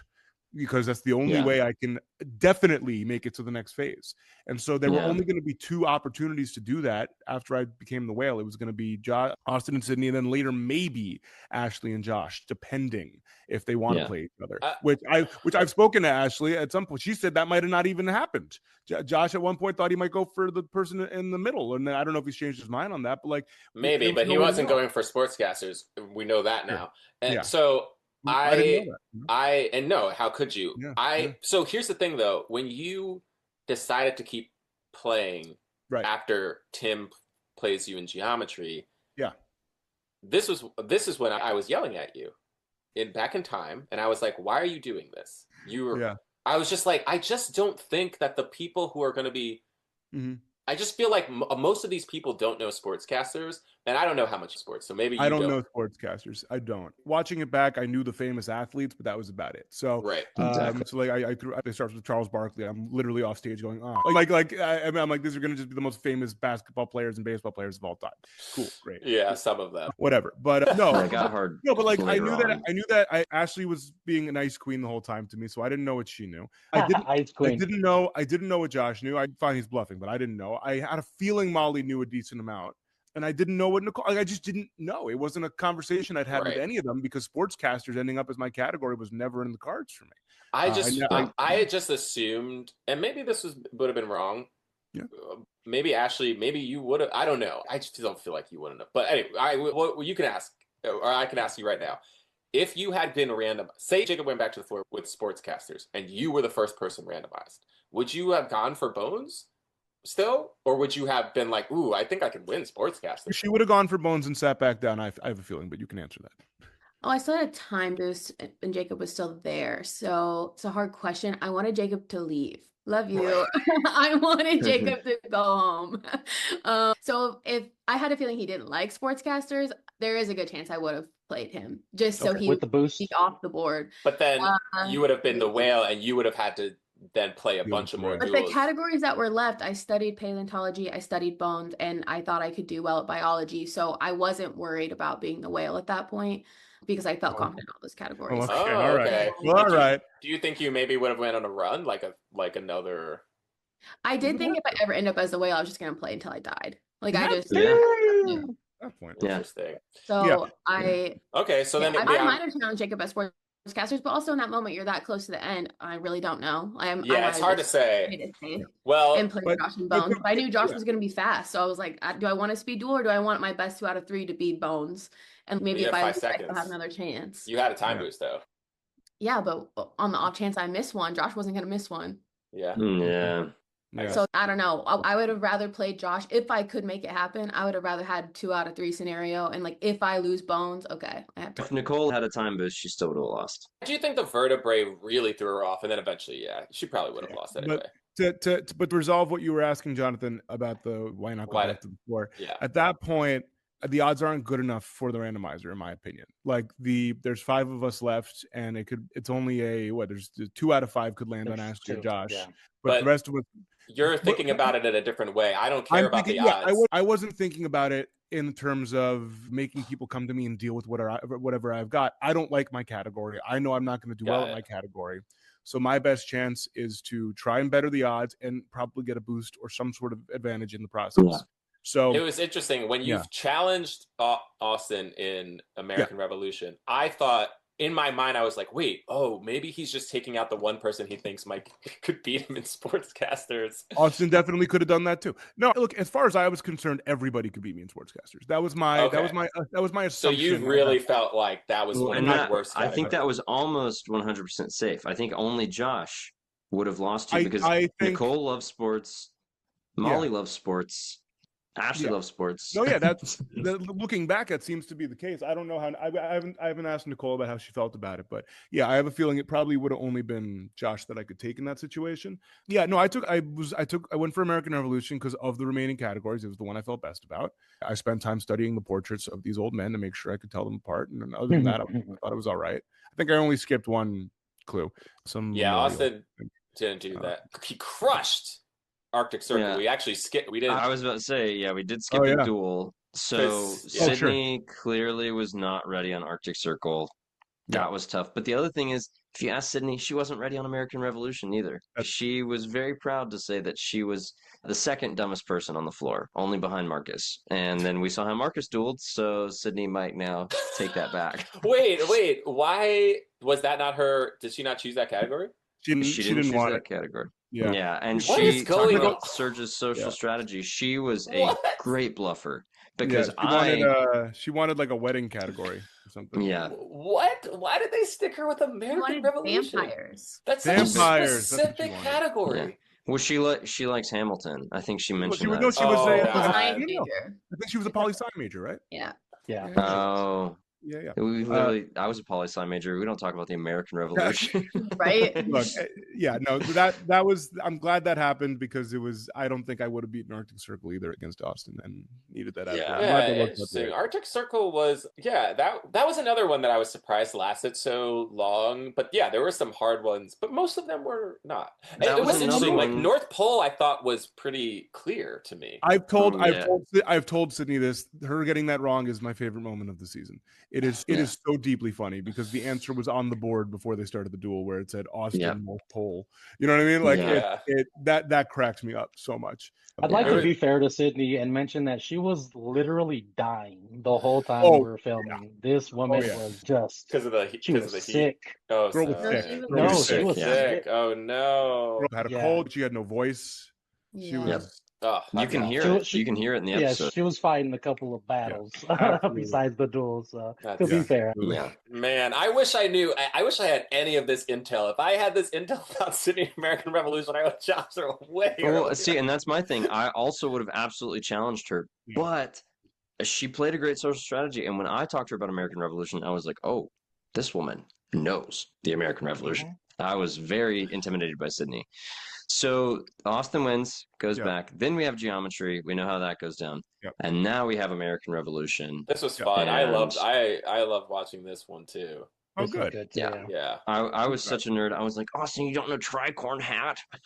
I know. Or Paul Revere. I was like, he's on that one. One guy on a horse. He rides through the town. It was tricky. It was the tricky image, and it looked like I don't know. Ben, we talked about that at the watch party. Ben was on Austin's side on that one. He's like, you could see there's a whole building in the back. It was a confusing. Oh, interesting. Yeah, it is. I was also expecting only portraits, and it was a statue, and then they give a statue. That was the trickiest part for me, because you could have been like, what part is this? It's so funny like all of our brains like see things differently, focus on things differently. I remember when, I think other people said this too, but like when like they were doing gymnastics, like the first thing they showed, like I only saw the balance beam, and I was like, how did he?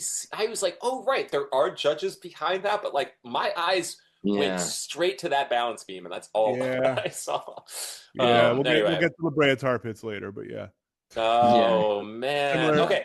I literally, when that happened with you, Jacob, I literally was just like, that's not fair. He's from New York. Anyway. No. Okay. That's okay. Yeah, American Revolution. It went well. I did take time to study the portraits just in case. I did not know the bunker. It was a Bunker Hill. I just didn't know. Oh yeah, I didn't know that. The rest I felt good about. Yeah. I said Washington Monument when I saw it. Me too. I said Washington Monument, and then the tip was different. The tip was I was mad. I was like, Washington Monument. I was like, how do you not know? And then you passed and it said Bunker Hill Monument. I was like, and I'm an idiot. Never mind. If you've been to Washington Monument, there's no trees by the Washington Monument. I know. Yeah, so you see those trees. But you're absolutely right, Luke. You're absolutely right. But yeah, Bunker Hill was tough, Jacob. That was tough. That was true. Yeah, I was really proud. I was really proud of Washington crossing the Delaware. I was proud of that one. Of course, famous. Yeah, that was impressive. Yeah. Did you get Hamilton? No, Austin missed Hamilton. Austin had Hamilton. I thought that was a harder image, because they all look the same. For Hamilton, you have to remember that my mnemonic for him was Hamilton's the hottie. It's just, if you see the best looking dude they're going to show, that's Hamilton, and he is the best looking dude. Famous playboy, Alexander. I can't get behind this. Exactly. Debatable. Dude, I'm telling debatable. Who's more handsome than Hamilton in that category? Have you seen James Matt? No, I'm just kidding. I don't know. Leslie Odom Jr. did Aaron Burr some favors. I don't know. That's true. You mentioned this when I first joined the call. Like the goal, I was pretty sure I had all the portraits down for the most part, but the goal was to just start rambling off names and exactly. Yes. Keep 10 of them, and it's possible that maybe Austin just wasn't as ready for it as he needed to be. I know he was next to it, but maybe he just didn't take the time. He was focused on other things. And why not? There's a million categories. You got to look around. Yeah. Maybe he just didn't have all the founding fathers on a list like I did. Yeah. And then Declaration of Independence and Constitution, same thing. It's like, just say them both. Just say them both. Just say both. Say them both. Yeah. That was rough. It was towards the end too, with that last one. He was going to lose. And also there's the give up factor, which I've talked about, where you're like, at a certain point, you're like, I'm going to lose anyway. What am I? That happens to most folks when you're down by that much. Real tight. So you kept going. You went for 3. So what were you going to do if you got 1-3, Jacob? Right. So what I was going to do then and what I think I would do now are different. What were you going to do then? That's what I was going to do then was just probably take the time boost and go back to the floor, if I'm honest. And that would have been in hopes of Ashley or Josh playing each other if one of them is randomized, and then dealing with the final 3. But would you have used that time boost? So you go back to the floor with sportscasters. Yeah. So immediately somebody challenges you. Here's my ideal scenario, right? The ideal is that I go back to the floor. It lands on Ashley. Ashley plays Josh and Bones. Finally gets rid of freaking Bones. You guys all talk about Bones like you're so ready. That's so cool. I could do 20. Not me. I'm talking direct. Not you. I'm not discussing you guys. Oh. Other people. Oh, yeah. Yes. But That's like, insane. But Bones is so so hard. there were a couple people who were very and like, admittedly, some people are in the science world, so it makes sense. But even the people who know, like my wife knows Bones. It takes a while to register it in your head when you're looking at the picture. Like, it's just not my kind of jam. And like, I could do, me and Nicole practiced, I could do like 20. The moment they started showing skull fragments, I'm like, and I'm out. Me too. So the hope is the 25% that it lands on Ashley. Ashley says, I'm gonna take out Bones. I've been next to it the whole time. And then maybe even uses her time boost. I don't know. And goes back to the floor. And at that point, if it lands on me for the randomizer, I play Grease. So you use your time boost against Ashley's time boost. If that's how, well, if she still has it. But I wanted to play Grease if I could play Grease. I wasn't going to do it without my own time boost while she had one. If it was the final 3, then great, I have to use it anyway. But the problem is, in that final 4 scenario, like, there's a possibility that like what happened to Molly could have happened to me, or it could have landed on Nicole, and Nicole could have challenged me in Sportscasters. Like, I would have used it whenever I had to use it next. You would have, like, the next time you dueled, you would have used that time boost. You wouldn't have saved 100%. It. There wasn't a category you were going to. It is a survival mode at that point. You were literally just trying to get to the next phase. It's interesting. I don't know if I know the rules or if any of y'all do. 2 people with time boosts duel each other. How do they, like? I believe the challenger. I would imagine the challenger has to choose first. I think it's happened once. And I think they just asked the challenger first. Yeah, I think it happened once. I don't remember it. When did that happen? Maybe it didn't happen. I thought it happened once in like season 2 or something. I don't know. I'll have to. I can't remember. That would be so cool, but maybe it did. I don't remember. So cool. So nothing cooler than 2 people with their time boost. Oh yeah, well I use my time boost. Yeah. So fun Yu-Gi-Oh anime. You activated my trap card. I'm gonna use. That's mental gymnastics you're not expecting on a show like The Floor, and then suddenly you're in a Yu-Gi-Oh duel, and you have to, if you're the first person to say it, you have to say I'm using it, because then if you don't, the other person is definitely gonna use it. I would have used 100%. If I had it, I would have used it 100%. Looking back, the right move would have been to steal Ancient Greece and go back to the floor. So I don't know if I would have taken the time to work that out. Something I was trying to do the whole time. I know. But that would have been the move, because if Nicole was randomized, I know I could have beaten her in Greece. If Ashley's randomized, even if she plays me in Greece, I know I have a chance. And I didn't know how Josh was, but I felt good about my chances. Yeah. So the hope was still for Ashley and Josh to play each other, and so I only had to play one more duel to get to the end. So that's all I was really banking on. Okay, hearing here is that I think the most important part for me is knowing that you really did not feel great about sport. Was that your least favorite category that was on the floor at that point then? At that point, 100%. Okay, so then that makes sense. Bones more, because I knew I could do a bunch of them, but I didn't feel confident about running through it. Like, Sportscasters, I had no idea who was going to show up, and I had a feeling I wasn't going to know any. But like Bones, I knew where my end was. You know what I mean? And like the moment that's so fascinating. That's so fascinating, though. I think this is what you just said is true about all of pop culture, and why people play normally. Why people play pop culture first is there's this understanding that even when people are like, well, I don't know it, they're like, but maybe I will, as opposed to something where they're like, no, I know for a fact that I only know X amount. There's a limitation. Yeah, that's what's funny. As the game went on, like I went into this thing being like, I like the pop culture categories. I like TV. I like music. And that's true. Like I would have done great on platinum vinyl records or what. Like there were plenty of that where that's true, but I would have sucked at all the film categories. The things where I ended up excelling were like the straight up fact categories, the places where it's like, this is the answer to the thing, here's the thing, name it. Like I ended up being better at that because it's not so subjective. This is what it is. You know what I mean? It's not like, oh, here's a random frame from a thing, I hope you can figure it out. Like, no, here's the frankly, like part of me, I was in the moment, it was never going to happen, but like maybe I should have played biology. I don't know. Like it's a funny little thing. Watching back, did you, because for me, I felt like, you too, Ashley, what did you guys think about biology? Because I thought, in my mind, I was like, I think biology might actually be really easy. And it wasn't really easy, but it definitely was. I think easier. Like to me, like to me, biology is easier than holiday foods. Yeah. You know what I mean? Like, that's fair. Yeah. I mean, that's just person to person. No, but sure. But I guess what I'm saying is biology in high school. Well, what I'm saying is exactly. Thank you. Exactly. Like everybody had to take biology. Holiday foods is unless you really are like somebody who like goes out and makes sure you eat all that stuff. You're not coming across in your everyday life. Whereas like biology, if you took American high school, you had to go through it at some point. Yeah. I get what you're saying. That doesn't completely apply here because I am. You didn't have to do well in it, but you went through it. Yeah, I am a big food guy, so I would have done good in the food categories. But yeah, I get what you're saying, 100%. I get where that comes from. Again, like I mentioned earlier, like for me, it was at that point, I'm like, should I play the nurse in her field where she works, or should I play the lady who picked the thing because her kid likes dinosaurs? You know what I mean? Like that was really. And you knew that really about. That's Molly. a great. Yeah.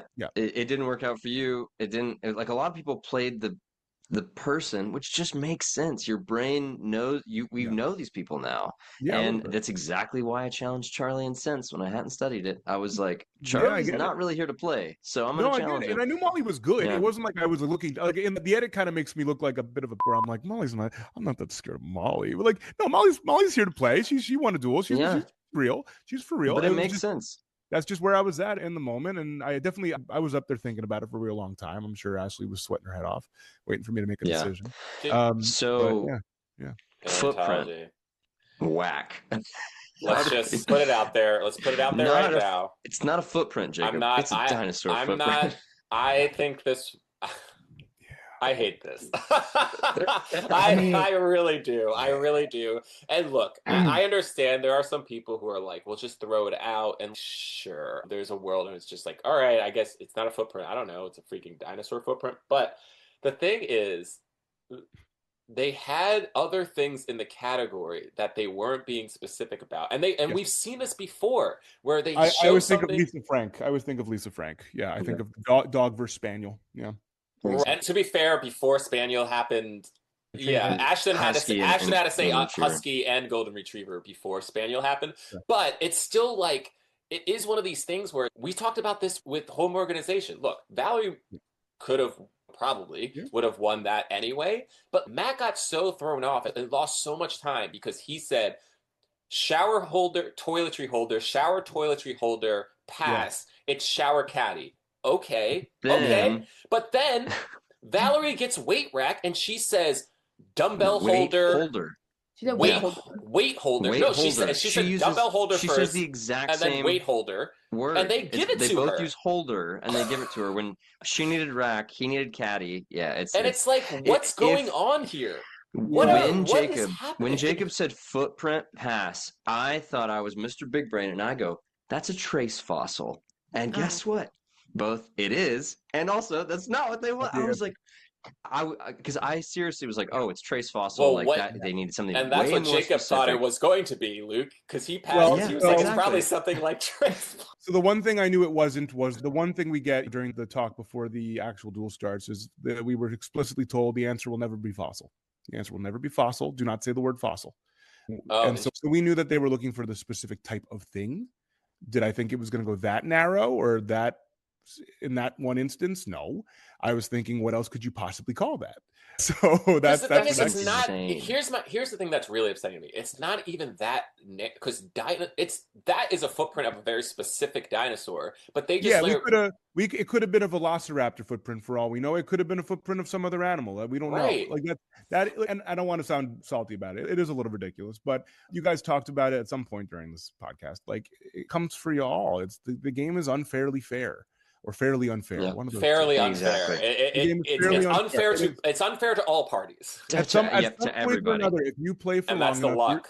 You are going to come across something that is just a little specific or a little different than you think it should be called. And the judges have a list of things they can accept, and you're not going to say the thing. And that's just going to happen sometimes. And this is the part of the game to me that is, I don't know if it makes it more exciting or not. Like, I wonder, because there is an element to the game that feels like the producers are trying to screw people. Like they're intentionally trying to like mess somebody up. Now they don't know who they're going to mess up, right? Because they have no idea who's going to challenge who. But they know. But it feels like they know. Like they're actively trying to trip somebody up. And I'm just like, but why is that?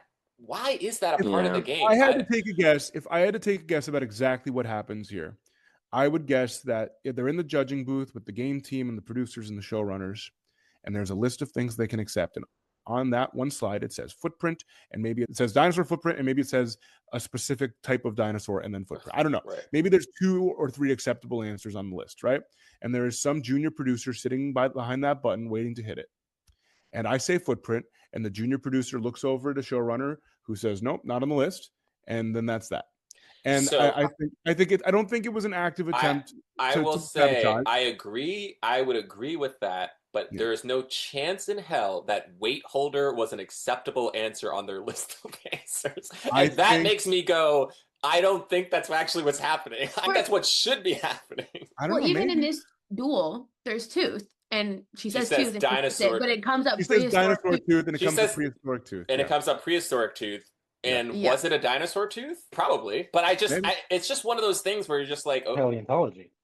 Sure. Paleontology is not just the study of dinosaurs, though. Exactly. So but it's not gonna be a human tooth, right? No, but it could be a woolly mammoth tooth, or I don't know. It was almost, or a saber-toothed tiger, for instance. I'll say this, and this is the thing that's brought me some reprieve in this whole situation, is that I missed a bunch of stuff. Like if I had just missed footprint and that was what sunk me, then I'd be pretty bummed. And even if you take out the tar pit situation, which we can talk about later. Oh yeah, like, I was never going to get calipers. Yeah, I was never but I don't think Yeah. here my only thing, and yes, you're right, and we can glue this all day. I don't know if Molly would have gotten it either. She missed pickaxe, and to me, it's and like, I would have missed sand dollar. I didn't know what to call that. So like I think even if you switch the order, there's some things that are it can even out, and there is a thing, there is an element to this, because we're talking about two different things.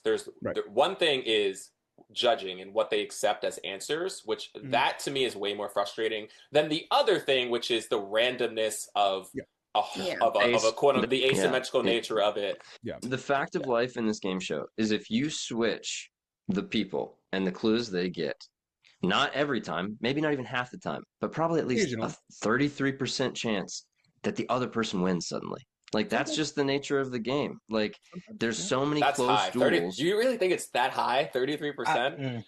I think I think it's fair to say sometimes. It's fair to say sometimes. For sure sometimes. Yeah. It's 100% some of the time. Yeah, exactly. Especially when it's a close duel, right? Like when there's one miss that really dictated the whole dynamic. Because I said there's 6 duels within 5 seconds. If I did the math now, I could count back. There's many more within 10 seconds. And that kind of switch would definitely throw things off. But yeah, Molly beats Jacob with 19 seconds left. Also, just to jump back really quickly to give this stat, you and Kurt both hit 18 images on Roman numerals. Cool. Thank you for that. Amazing. Yeah, that's pretty good. Yeah, just to mention it, I'm just going to say it. I've confirmed this with a couple of players just to make sure I'm not out of my mind. They did change the image for La Brea Tar Pits. I'm almost certain at this point. What? Really? I'm almost certain. I asked Ashley, I asked Austin, I asked a few people who were there in the finale. They agree they remember it differently. So you didn't see that the elephant wasn't there in the picture? It wasn't a photo. It was it was like an illustration. It looked like it came out of a textbook, and it showed a mammoth very front and center in the image, standing on top of something, some sort of surface, and there were like dinosaurs in the background and stuff. What? The actual tar pit was towards the bottom of the image rather than being the focal point, which is why I said woolly mammoth. The image they show, it's a weird image, but they needed to find one that showed a mammoth because I say mammoth. Right. They got a photo of a statue of a mammoth standing next to it. Well, that is a very famous statue at La Brea Tar Pits. So then that's very lucky because I've never been there. I am familiar with them. I know it's a thing. Do I know if that changes how I do? I'm really not sure. I could have recalled it in the moment. But I do want to express that it was a different image. When it came up, and I live in LA now, and so my whole watch party lives in LA. And so when it came up, literally everyone knew it was La Brea Tar Pits. That image that they showed on TV was very clear. But at the same time, I was like, if you don't live in LA, there's no chance you know. No, I know what they are. I've never been, but I know I'm familiar with the La Brea Tar Pits. It wasn't like when it came up, I'm like, I wasn't upset that I didn't. Like I was like, oh, I did know that. It was kind of like I just didn't realize that's what I was looking for. Right. Had the image that they showed that you didn't feel you got at first, had that been shown, would you have gotten it? I don't know. The truth is, I really don't know. It's hard. There's no way to know. It's the same thing we've talked about on this podcast when people are like, I would have beat you in this. It's like, you don't know that. I don't know. So many you definitely don't know. I'll say this. It was a better image of the tar pit. of a tar pit, Yeah. actual Brea tar pits. But I don't, in the moment, I'd already missed footprint. So clearly I was frazzled. And you also weirdly, it was so weird that you said before the duel started, like locations, like what's that? What's that going to be? Yeah, I was calling my shots all the time, man. You also talked a lot during your duels. I do. Yeah. What was that coming out of? Like, because I wanted to ask that there too. are some people online who were not happy about this. They felt like you were distracting your fellow player.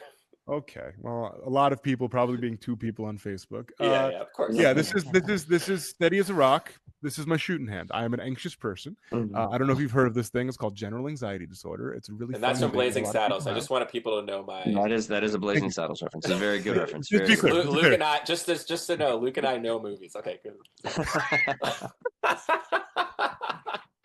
All right, thank you for the movie fans for remembering a Mel Brooks film. Thank you. Yeah, no, I am. That's how I deal with things. I'm a chatty guy. That's how I deal with anxiety. Is I talk. Sometimes it's funny. Sometimes it's just me laughing at myself. It helps me keep calm. I think some of it's just like a way to soothe myself in stressful moments is to keep the patter going in a way. It's a kinetic thing. It's like I also move a lot when I'm on stage. That's what I was about to say. There's not also trying movement to it. Yeah, I'm not trying to be distracting. It's literally like it's staying in the rhythm of the thing. Yeah, it's keeping focus. It helped. Yeah. It definitely helped you. You wound up winning 5 duels, Jacob. Yeah, thank you. Yeah, 5 duels. That's it. You won the most duels in this finale, and there was a moment there where it was really close. It felt like, is somebody, like, I was sitting there, like, we're going to see, like, Jacob literally do the greatest run of all, like, be hands down. You would be unquestionably the best floor player who's ever played, because you would have essentially gotten up to Brian and won 250. Well, so that's close to it. I've done the math on this. It's the only way I could have gotten to the end was minimum win 7 duels. To win the game 2 out of 3 would have been to minimum tie Brian's record, potentially surpass it if Ashley or Josh decided to play me instead of each other. So it's if in that fantasy scenario. Yeah. So it's you're looking at 9 or 10 duels to win the floor at that point, which is that would have been great. It's also there's a reason that hasn't happened.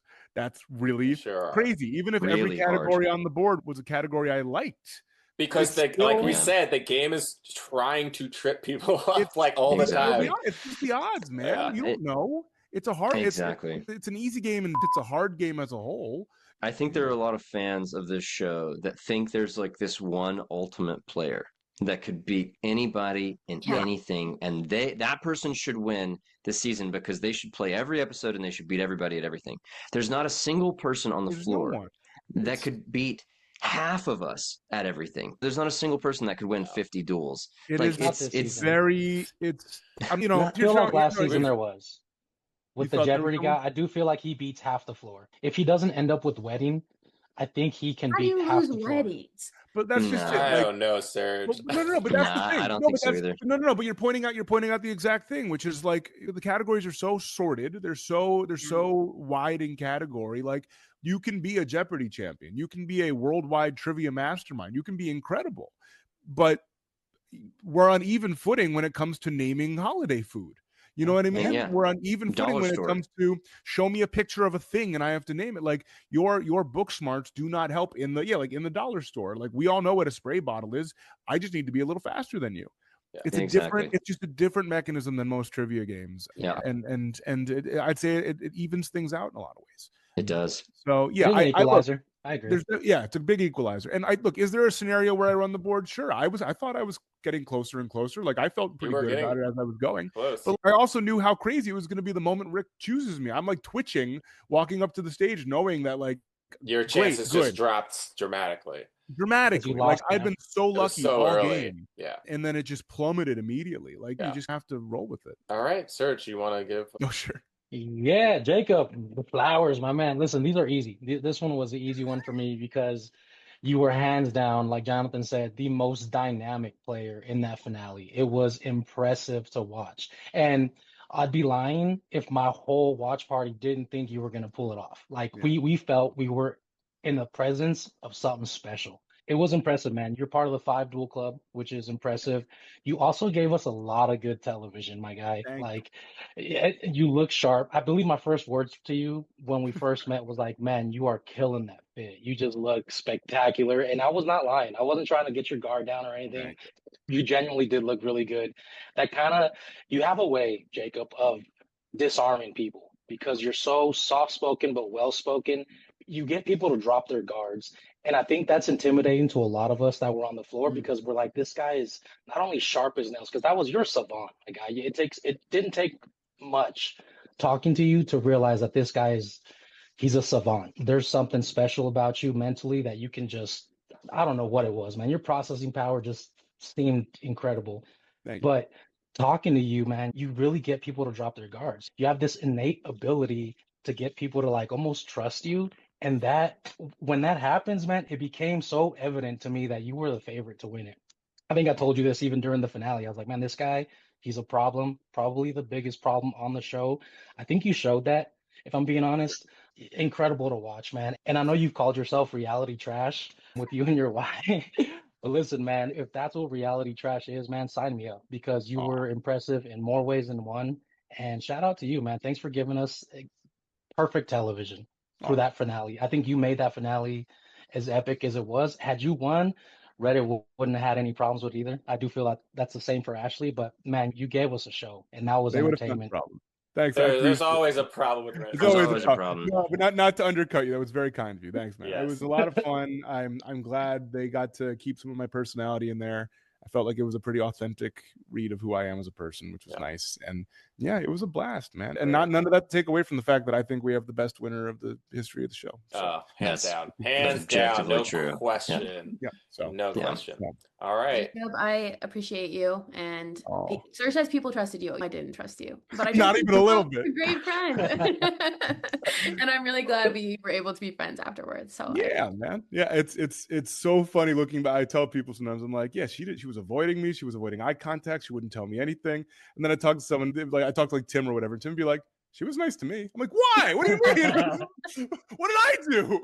You were a big threat, Jacob. It was like Tim and Brad. That was the only 2 people. Yeah. Everyone else got iced out for sure. Nice. Thank you so much for doing this podcast. Thanks, man. Yeah. Hopefully we get to it was see you blessed. around. You were great. Yeah, I'm sorry I missed you in the tri-state, John. I'll have to make it up next time. I'll be back. Okay, good.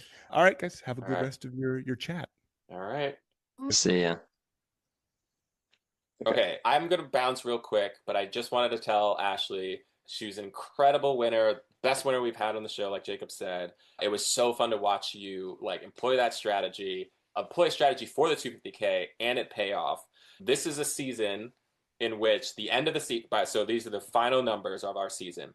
57% of the time somebody had the option to keep playing or go back to the floor. 57% of the time a person kept playing. That's compared to 43% from season 3 and 49% from the first and second season. And then the challengers did, because of Jacob really, because he kept going back to the floor and winning. So our percentage of challengers winning dropped down to 49%, but that's still the highest of all the seasons. The closest was season 1, 47% of the challengers won. Season 2, 46, and season 3, 42. But yeah, it was such an incredible run. And I'm really, Where are you at on percentage? Oh, for me, in terms of the show, okay, I will say for the 250K, right? Yeah. The 250K, I'm gonna go 50% luck, 30% knowledge, 15% strategy, 5% mental fortitude. Yeah. Take that. Yeah. I mean, your strategy, because you elevated the strategy aspect of the game. I think a lot of times the strategy was just to hide. To me, it's not really a strategy. It's just hoping that luck happens. Unless you're in a corner, then it makes more sense because just mathematically people can't get to you. Otherwise, it's like, what? But yeah, you really you actually executed the time boost strategy into the corner, and that clearly paid off. And it was awesome. All right, I got to go, but love you guys. And all right. Okay, so we are back. we did lose our buddy Jonathan, but that's okay. We've still got Ashley. And as Jonathan was just saying, you won, and you won perfectly. You did the exact right thing at the exact right time every time. While we have you here, let's just start with your original duels and getting Yeah. that time boost. Because I mean that was perfect strategy to get the time boost, and it literally paved your way to the finale. I mean, when Jacob was talking about, well, I hope maybe Josh would get randomized and challenge Ashley. Nobody's challenging you with the time boost. Josh was always Yeah. going to try someone else first. So Josh Rogers, you took out both Joshes, which maybe I was seems like you have. sandwiched by them. How crazy was that? I think you have an issue with Josh's. I do. Josh Rogers challenges you in Witchcraft. That's your first duel. Did you want Witchcraft as a category? I submitted tarot cards, so they just like jumped one step further, which was fine. But like, I'm not a witch. I don't do anything outside of tarot cards, so I did have to study. But when people would ask me about the category, I gave everybody a different answer because I was like, I don't want you all to go back and like be talking and feel like you figured me out. So if they'd be like, oh, they're like, oh, did you want that? I'd be like, no. And then someone else would ask me, like, yeah, I'm a witch. Like, I don't know. Yeah. I was just making Yeah, up, but I heard you say specifically you were a witch, which I was like, okay, she's a witch. And then I did mention on the bus, I had this nightmare about black widows everywhere. And then oh you were yeah. like, that's feminine energy. You're like, you're going to end up dueling a woman. And then, of course, Kelsey challenged me that day. And I was like, the witch was right. No, that is so Oh, funny. man. And then like predicting the randomizer, like Ricky says that in like episode one, and then like everyone just kind of like rides that wave. I only did that for like the first like two episodes, and then I stopped because I was like, I don't think I'm gonna be right anymore. So I'm not ruining my streak. So I'm just gonna No, let it quit die. while So you're if ahead. yeah, so I really stopped doing that pretty early, but it was funny because I really am not a witch, but things kept happening that made it seem like I was super, Dude, super. and you know Which what? is so awesome. No, no, sorry, I disagree wholeheartedly. My wife actually told me, she was like, anyone that knows tarot cards is a witch. I mean, any way you slice it. I mean, if you know how to read them, if you're real familiar with Yeah. them, you're witchy. You're straight witchy. So, That is no, you're fair. a witch. Tarot cards are Well, very connected to all that. So that does make sense. But as far as someone you, like after the season asked me if I could like curse their ex-boyfriend, I was like, I don't do that. Sorry. yeah, Like that's sorry. not Again, I I call can bull on add that as him. well. I can add him to the list. yeah. So yeah, you beat Josh with 31 seconds left. So I Yeah. think Sorry, gosh. two things to note here. One, you were so fast. Immediately, this is the end of episode 7. We see how fast you are. And I was like, whoa, Ashley's good. But then also, Josh clearly was not ready for that smoke at all. And I mean, we talked to him about it already. He knows, but he had a plan and he stuck with it. And you have to admire that. So that's your first duel. It comes into, you get a break. So during that break, were you just immediately studying country music artists and Canadian icons? Did you always know you were going to go for a time boost, or did you consider going back to the floor? I was always going for a time boost. Every time something else happened next to me, I was like rerouting. So like I always wanted a time boost. I really wanted ancient Greece. I was always in my head trying to plot how to get there Day one. specifically.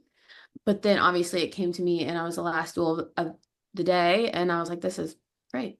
And my strategy honestly was that I want to hold on to this category and there are two people left in this corner touching me that have not been randomized. And so I need to get rid of them and I can keep this as long as possible, hopefully. And then I have a time boost. So that was really why I did that. I always wanted to play country music. I love country music. It's one of the And categories you I've chosen for crushed it. myself. Thank you. I was actively persuading people to like not play it against Mark, even though like people really wanted to, like Sadia really wanted to, Tanya, and I was like, I don't know, guys, I wouldn't duel him in that. I was really trying so they would. I wanted to play it so bad. Well, and that worked because Tanya got randomized before you ever Yeah, had a chance, and she yeah, could have challenged country music, and instead she challenges cards. yeah. So, So I was really happy to be able to play that one. And Canadian Icons was just collateral damage. Like, I never had planned on that one, but it just so but you got to happened do it. that Yeah. yeah. So with Country Music Awards, one thing, and we said this before, but Mark, so good. It was really And good. such a sleeper, because if you talk to Mark, I mean, I talked to Mark a lot. He was at my table and he was constantly on the phone with his job. And he was like, I should not be here. I'm losing money being here. I need to leave. This is not good. Da da da da. So I always underestimated Mark. And you beat him with 19 seconds left. So he gave you a challenge for sure. I mean, it's not that you didn't whoop him, because you did, Yeah. but he got you under half, and that's saying something, because you didn't pass once and you were lightning fast. Then you challenged Canadian icons, and it's funny that you say that wasn't ever your plan, because you beat Sadia with 32 seconds left. And I think part of this was absolutely Sadia fell apart. She just, I haven't talked to her about it, but certainly after a few of those passes, she was missing some pretty easy gimmies if you ask the average person. To be fair, And she just watched Ashley run through some formidable competition. You know what I'm it's saying? true. So it just all that kind Yeah. of just it has to I be also taken think into account. yeah, she also felt comfortable that I think the two people that were touching her for most of the game at that point did not want to play her and were being very honest with her about that. So I think there was just like this element of, I think I'm good. Like, I don't think I have to worry about this for a second. And she's in the corner, the very corner. So I do think maybe it was surprising because I also did not tell them that I wanted to play them. I didn't tell anybody anything besides Brad. And he Yeah. was collecting information for me. So he would be like, people don't think you're going to play. And I'm like, okay, well, we'll see. And Um, the audience doesn't get to see this, man, because it sounds yeah, like you employed such strategy from the very second you step foot on the floor, and that is never seen by the audience. But it really does sound like you were playing the game inside and out the whole time, yeah, the 100%. entire time. You were playing social game, you were playing strategy game, you were studying hard. I mean, if anybody was going to win, it makes perfect sense. So for whatever haters online are like, she needed to play every episode, it's like, Yeah, no, dude. it's insane for one. Ashley played the perfect game. Yeah, I'm not trying to pat myself on the back too much, but the only person that I really saw playing the way you were playing, where it was every second you were playing, was me. Every second I was like, if I'm not studying, I am talking to someone, Yeah, trying to work something out, or I am thinking about strategy. You yeah, clearly were, I'm sure plenty of people did this. There were those who were, I mean, Jonathan was locked in, Jacob was locked in, Josh was locked in, but I don't know, it's crazy. When you look at it, clearly it paid off. So No, that and was when you listen to episode, what she just said, I mean, taking out yeah, country music and Canadian icons only because you felt they can be randomized and challenge you is exactly. psychotic. To Absolutely lock psychotic. in that corner just to make sure that you like, well, maybe you're not that good in Canadian icons. You could have left Sadia. You could have hit one more above you or to the side. You or could have both. challenged Yeah, Josh. But then you know that when Sadia is randomized, she has to attack you. Exactly. That is A plus plus Yeah, strategy in this doesn't want game. to lose And her shield. Understood her shield. Understood the impact it would have with the time boost, but furthermore, eliminated any chance of her being challenged in it. Like that is, it's yeah, psychotic. Yeah, it's got to be pointed out. yeah, I love it. yeah, yeah, it's amazing. definitely psychotic. So, But all right, so we talked a little bit about you think you would have done well in Bones. There's no way of knowing.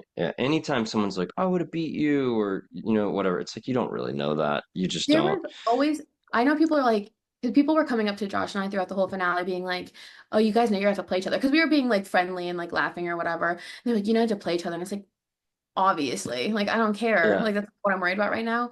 But I've told Josh this a lot since then, where it's like, there did come a point in the finale where I was like, Josh is not my best option. I would rather when it got down to the final 4 or 5, I would have rather run the board and saved him for last, genuinely. Because there's yeah, just the off chance that I don't win, even with whatever. This is the person that I think can really give me a run for my money. And I'm standing there with him, watching him play every duel, and we're talking, and he's telling me his strategy and how much he's studied. And we were standing there next to each other for 5 episodes. So I really, was definitely a point where I was like, I'm not with Josh. I, I And they mean, I asked know me, Serge gave the flowers, but it is. I think that we're under. Not we, the three of us aren't, but generally, the general population is forgetting how fast Josh was. yeah. Yes, playing cards, he even admitted, is the easiest category. He was so fast in it. And then same with Bones. When he knew it, he said it immediately. And when he didn't know it, he rattled through as many as he could, lightning quick. Josh was a fierce competitor. The final two duels don't really show it off. Grease does. Grease But does. clearly, I think a lot of people have sportscasters in their mind as the last thing, and they think of Josh as like getting steamrolled. Josh was a scary dude. So yeah, I hear you. If Jacob had had sportscasters and went back to the floor, absolutely you should have challenged him instead. So I get that. That's an So easy. then Molly challenges. So this is where we left off with Jacob. Molly then has the board. She challenges Nicole in biology. Had you talked to either of them? Where were you at on this duel? I didn't talk to either of them. Molly was hoping that someone else was going to get randomized for sure, but I didn't know at the time that she knew sports because I didn't talk to Molly, and Molly didn't really talk to people. So she was hoping that either Nicole or Josh or probably even me would get randomized and challenge her as sportscasters because she just felt the most confident in that. And I only know that now, like after the fact. But her playing biology made sense. I mean, I think someone already said when it's like paleontology, biology, I feel like that's like the natural choice. And we always think it's going to be harder than it really is. It's going to be that base knowledge that most of America can have. So I do think she just felt more confident in her chances in doing that and then working out whatever happens in the final three. I didn't really know who I thought was going to win, but regardless, I thought whoever won should go back to the floor and press their luck. I didn't Yeah, think it made sense to challenge either of us, and I will stand by that no matter who it was. right. Because on the off chance that Josh did get randomized, he was never going to challenge sportscasters. Like I think he still would have challenged me in Ancient Greece even with the time boost because he felt really confident in it, and we saw him crush it. He was so Yeah, good he at did it. crush it. Yeah. I think I feel like I know Josh. I feel like he would have challenged me still. And just that Yeah. chance of happening. And then I go in with Bones and someone else is going in with sportscasters. It's just a much more even playing field than what ends up happening or what would have happened to whoever won Bones regardless. So I just think that going back That's a would have good made more point. sense to me. Yeah. But Well, and so speaking of going back, we need to note, and Molly texted me about this. After Molly wins paleontology, she goes yeah, back to the floor yeah. and she stated that, let me pull up her text specifically because it's sound logic. Like Yeah, she said, don't roast me too hard on the podcast for going back to the floor. My only hope of staying alive was playing sportscasters. So, I mean, yeah, that's what she wanted. That's yeah. what she wanted to do. And so, That makes yeah, the strategy's not off by any means. It's just that's luck. That's just bad bad luck. luck. Yeah. So she loses to Nicole in biology. Biology was easier than we all thought, but Nicole's still really fast, really strong competitor. And Yeah. Nicole was another one of those people that was like, I'm the dumbest person on the floor. And it's like, well, when you're dueling, you don't seem it. So I'm really glad. Like, Also, I'm I don't sure think a that's ton of possible as a people. like doctor. Sorry. Never know, right? Yeah, it's like, come on. So then she challenges Josh, which you're saying she shouldn't have done. She should have gone back. But she challenges Josh. I thought it was going to be closer than it was. And it was tight at first. And then I think, yeah, we've talked about the vertebra. That trips her up. Josh wins with 20 seconds, and it's down to the final. Let's talk about this Grease duel because this is the only one there's really something to talk about. So Yeah. you've been studying this. The first question I have, there's a lot of Greek myth in this duel, which I was not expecting. Yeah. I didn't study Greece. The only thing I studied about Greece for this show was the specific names for pottery pieces because there are specific names. And I And thought they would come up and I was like, okay, well, I don't want to run through them all. I want to know what they are. So then I didn't study any of the myths. I just know that. I know the yeah, cultural. So and I just thought my studying was better used on something else. So I didn't really study that. But that duel was the first and only time that I felt nervous on this show. yeah. Well, yeah, it's the Because, first time you passed. yeah, well, it's also like I knew that Josh didn't know sportscasters, and he had told me that he hadn't had the chance to study glassware. So in my head, I was like, if I win this duel, that's it. Like I've won. Yeah, So then it's over. So, and I've been peacocking about this category the whole season. yeah, So like, I didn't want to get up. yeah. So that was the first time I felt nervous playing at all. And then, yeah, obviously it starts and it's on the show. I'm the first person to pass. I don't know if that was necessarily the order because I remember in the moment not feeling nervous about the first pass. But I don't know if Okay. that's like he's going to pass eventually. I don't know. But yeah, that duel Okay. was intense for sure. Yeah, I mean, yes, came down to 7 seconds. So Yeah. it's another one of those things where I'll stand by it. Like, well, actually, you tell us if you had gotten his clues and he had gotten yours, would you have gotten some of the ones he passed on? So the Achilles one, he is fairly certain it was a different picture. And from what I remember, like out of the corner of my eye, I think he's correct in that it was a different picture.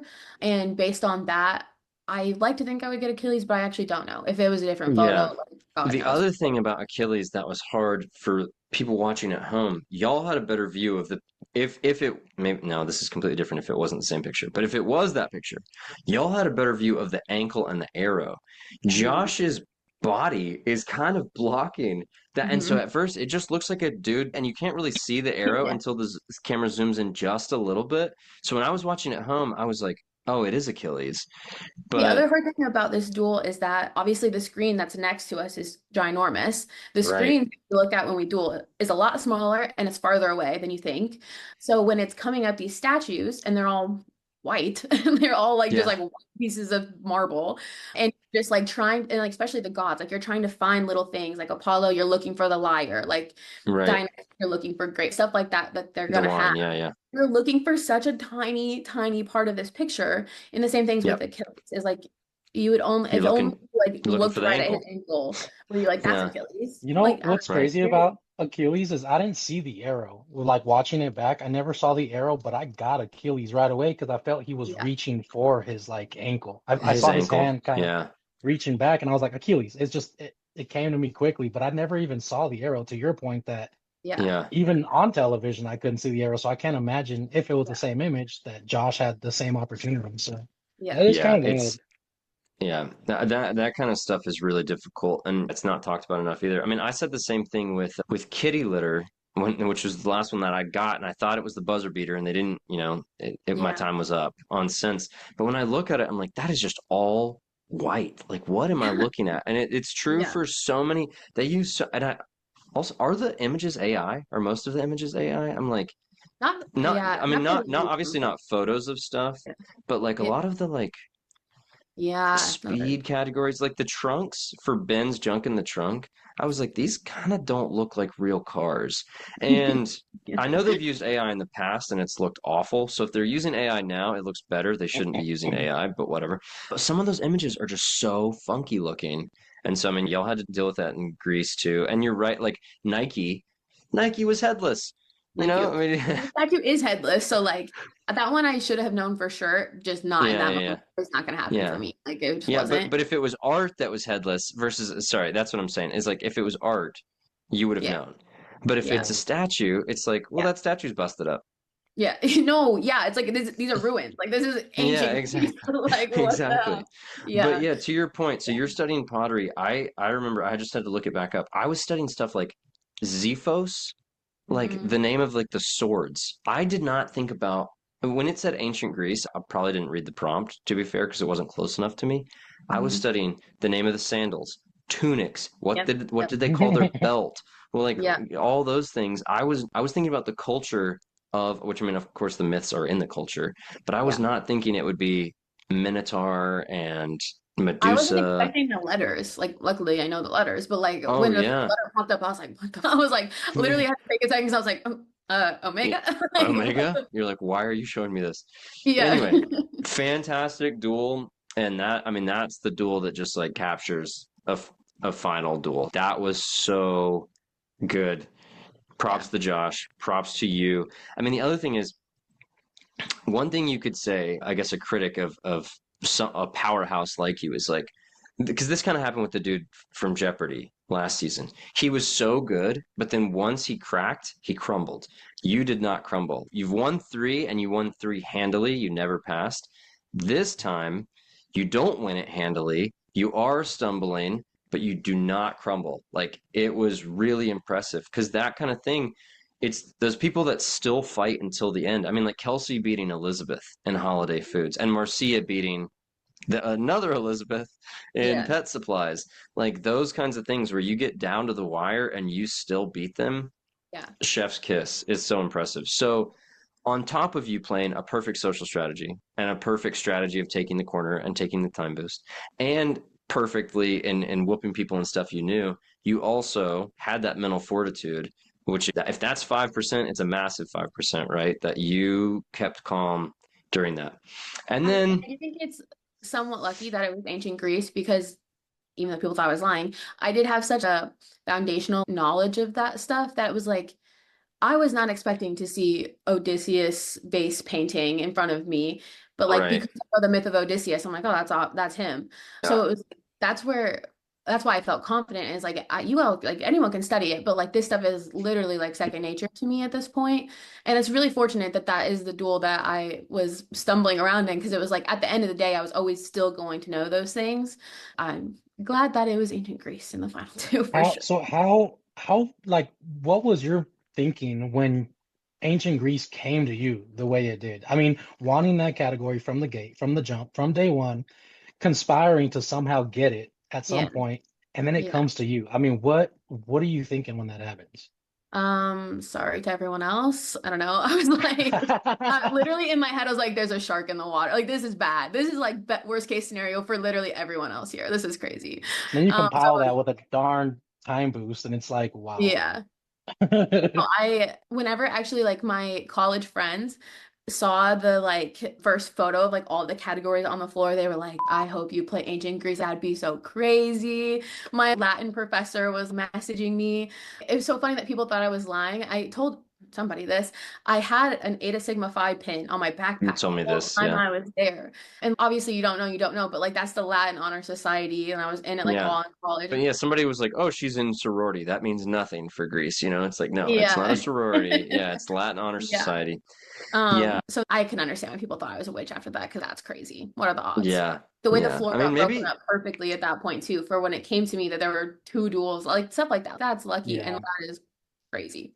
have you considered that you actually are a witch and this is just We're kind of past us that. No, we're figuring past it that. She out? is. Yeah, okay, Yeah. okay. So then you Sergio just need to actively accept used it. me for his sports Yeah. betting. So, Yeah, yeah. yeah. I do. I mean, I try to reach out to Ashley anytime I got a bet going. I'm like, yo, I need some black magic today. Is there any Yeah. reserves left? You know? So- Yeah.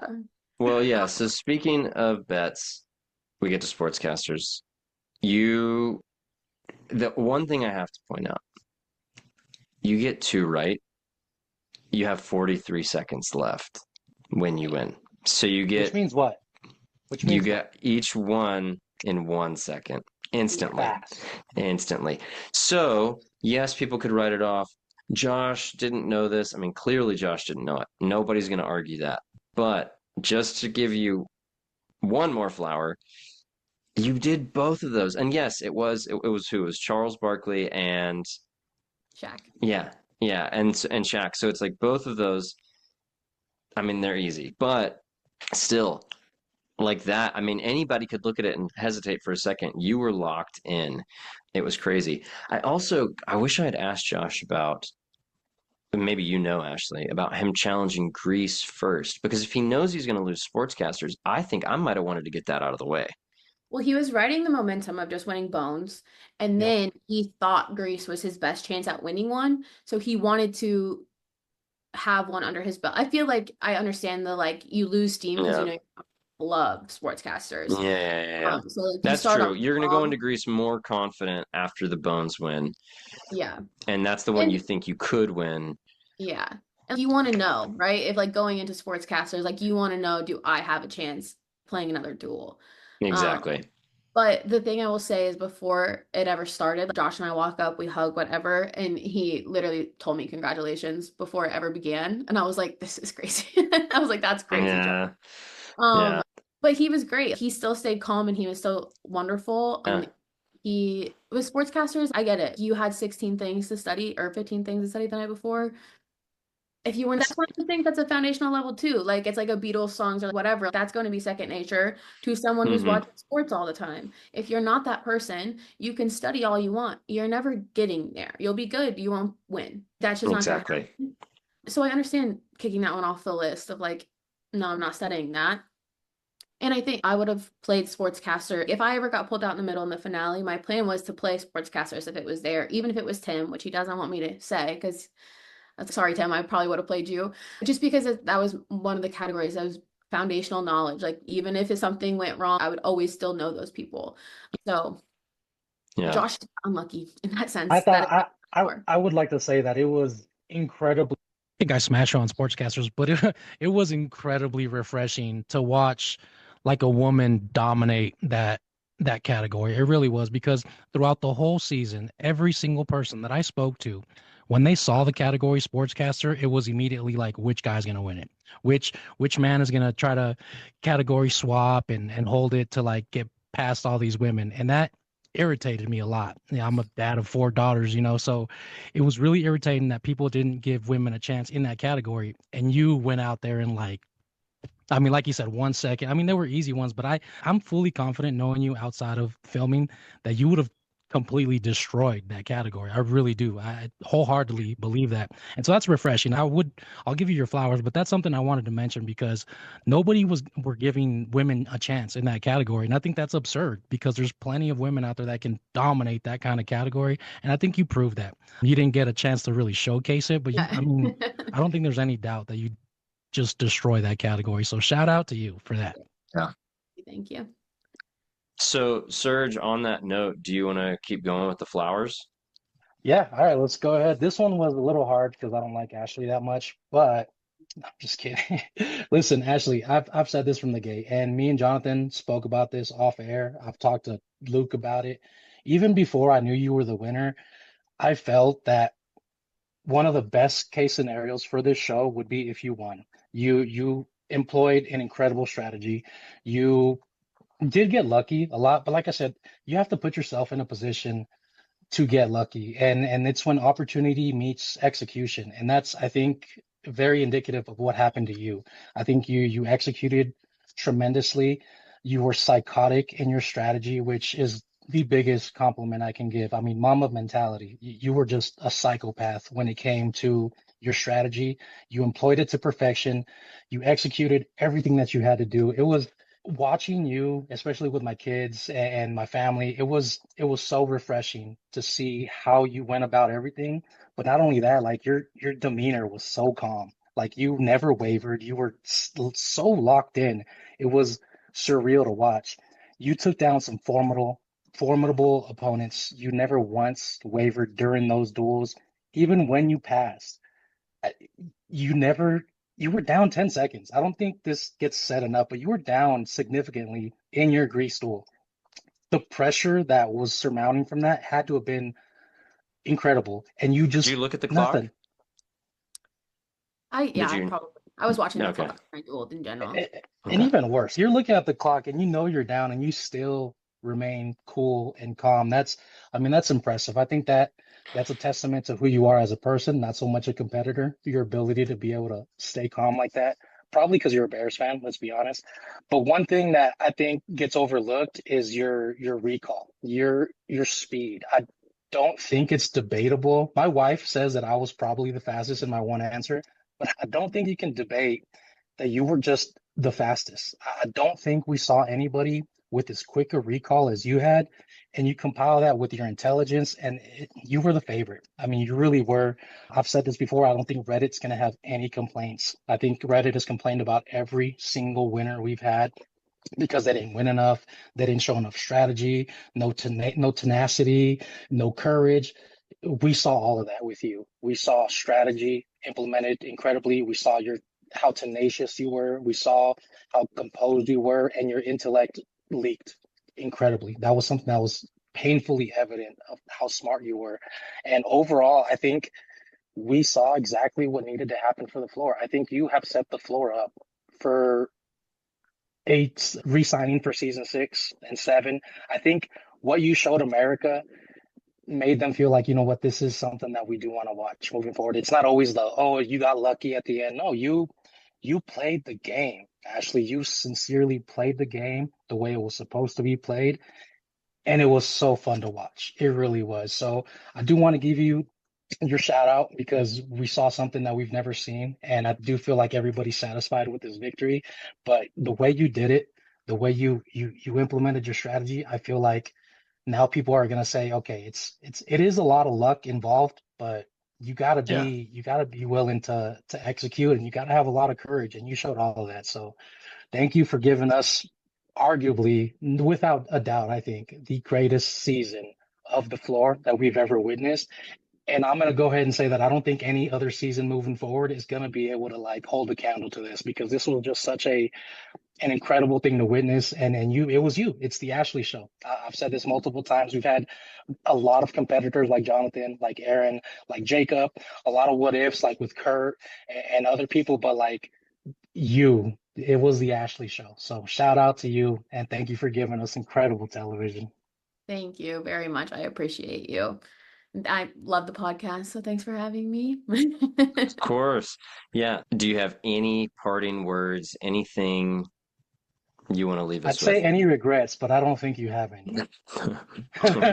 Those, I do think this is the best season of Floor, not just because I won. I think that the fact that percentage that Jonathan rattled off, about like 57% of people challenging, that's the show I want to watch, and that's the show that I want to see going forward. That's the way it should be done. And we had such smart people, and the strategy and the gameplay. I mean, obviously I wasn't there for the other seasons, but I just have a lot of respect for everyone that was on with us. I know I didn't really talk to anyone there, but after the fact, just like getting to know people and the way they thought about the game, I just think it's the best season. Season 5 has huge shoes to fill, and everyone has been so kind to me. Like, it's a really easy scenario to be jealous of somebody who wins $250,000. I mean, God, wouldn't you be? And everyone has been so wonderful about it. And even Reddit. I'm like, shout out Reddit. Breakdown of the percentages before you go. I got to hear it from you. What are your percentage breakdowns? She doesn't like this question. I don't like this question. I'm sorry, Jonathan. I think it is so different for every person that it's like, I genuinely don't think I could come up with a breakdown that I believe, because I would change it for every scenario. Like even the 20K, it was like half the episodes. It was literally like the last person to get randomized plays and they win the 20K. Like that's great. Yeah. And I'm happy for all of those people. But then there are some where it's like you had to work a little harder for it. Like Elizabeth had to go on her run, but it's also lucky that she had 3 duels that led her straight to the whale and she could swap it to it. Aaron went on his freaking huge run, but like he also was luckily surrounded by simpler categories and people who weren't very good at them. Weren't exactly. I mean, no, it's true though. Like he won 7, but at least 3 of those were pretty much given to him. Yeah. And so that's where it's like, that's amazing. I loved those. That was a great episode, but it wasn't just the gameplay or the knowledge that went into it. They also got really lucky. That's just kind of the nature of the show. And obviously making it to the finale was lucky. But I actually think that someone like Tim or eventually Kurt or Jeremy, when you're an island, you might be massively the unluckiest dude on the show. Like you actually might be the unluckiest person that's played the floor. Exactly. You don't even know what you're gonna get. But I mean, Jeremy ended up getting White House, which he should have expected, I think. But like Tim, like how would he ever guess that? And yeah. That's massively unlucky. Getting there, sure, like that's lucky, but that I just think that it's really hard for me to come up with a breakdown that I believe in, because it is every person, every duel is a different combination, I think. What about in your case? Oh, ready to go. In my case, I think I like Jonathan's breakdown. I would agree with that. I think I would like put it in a similar range of like you get lucky, but you also had, like you said, Sergio, you have to be able to execute. All right, we're hoping season 5, even though it's not going to be, we're hoping it's just as good, if not better. That's what we hope. But season 4, good job, Ashley. Good job, everyone on season 4. It was such a good time. And floor play out. Bye.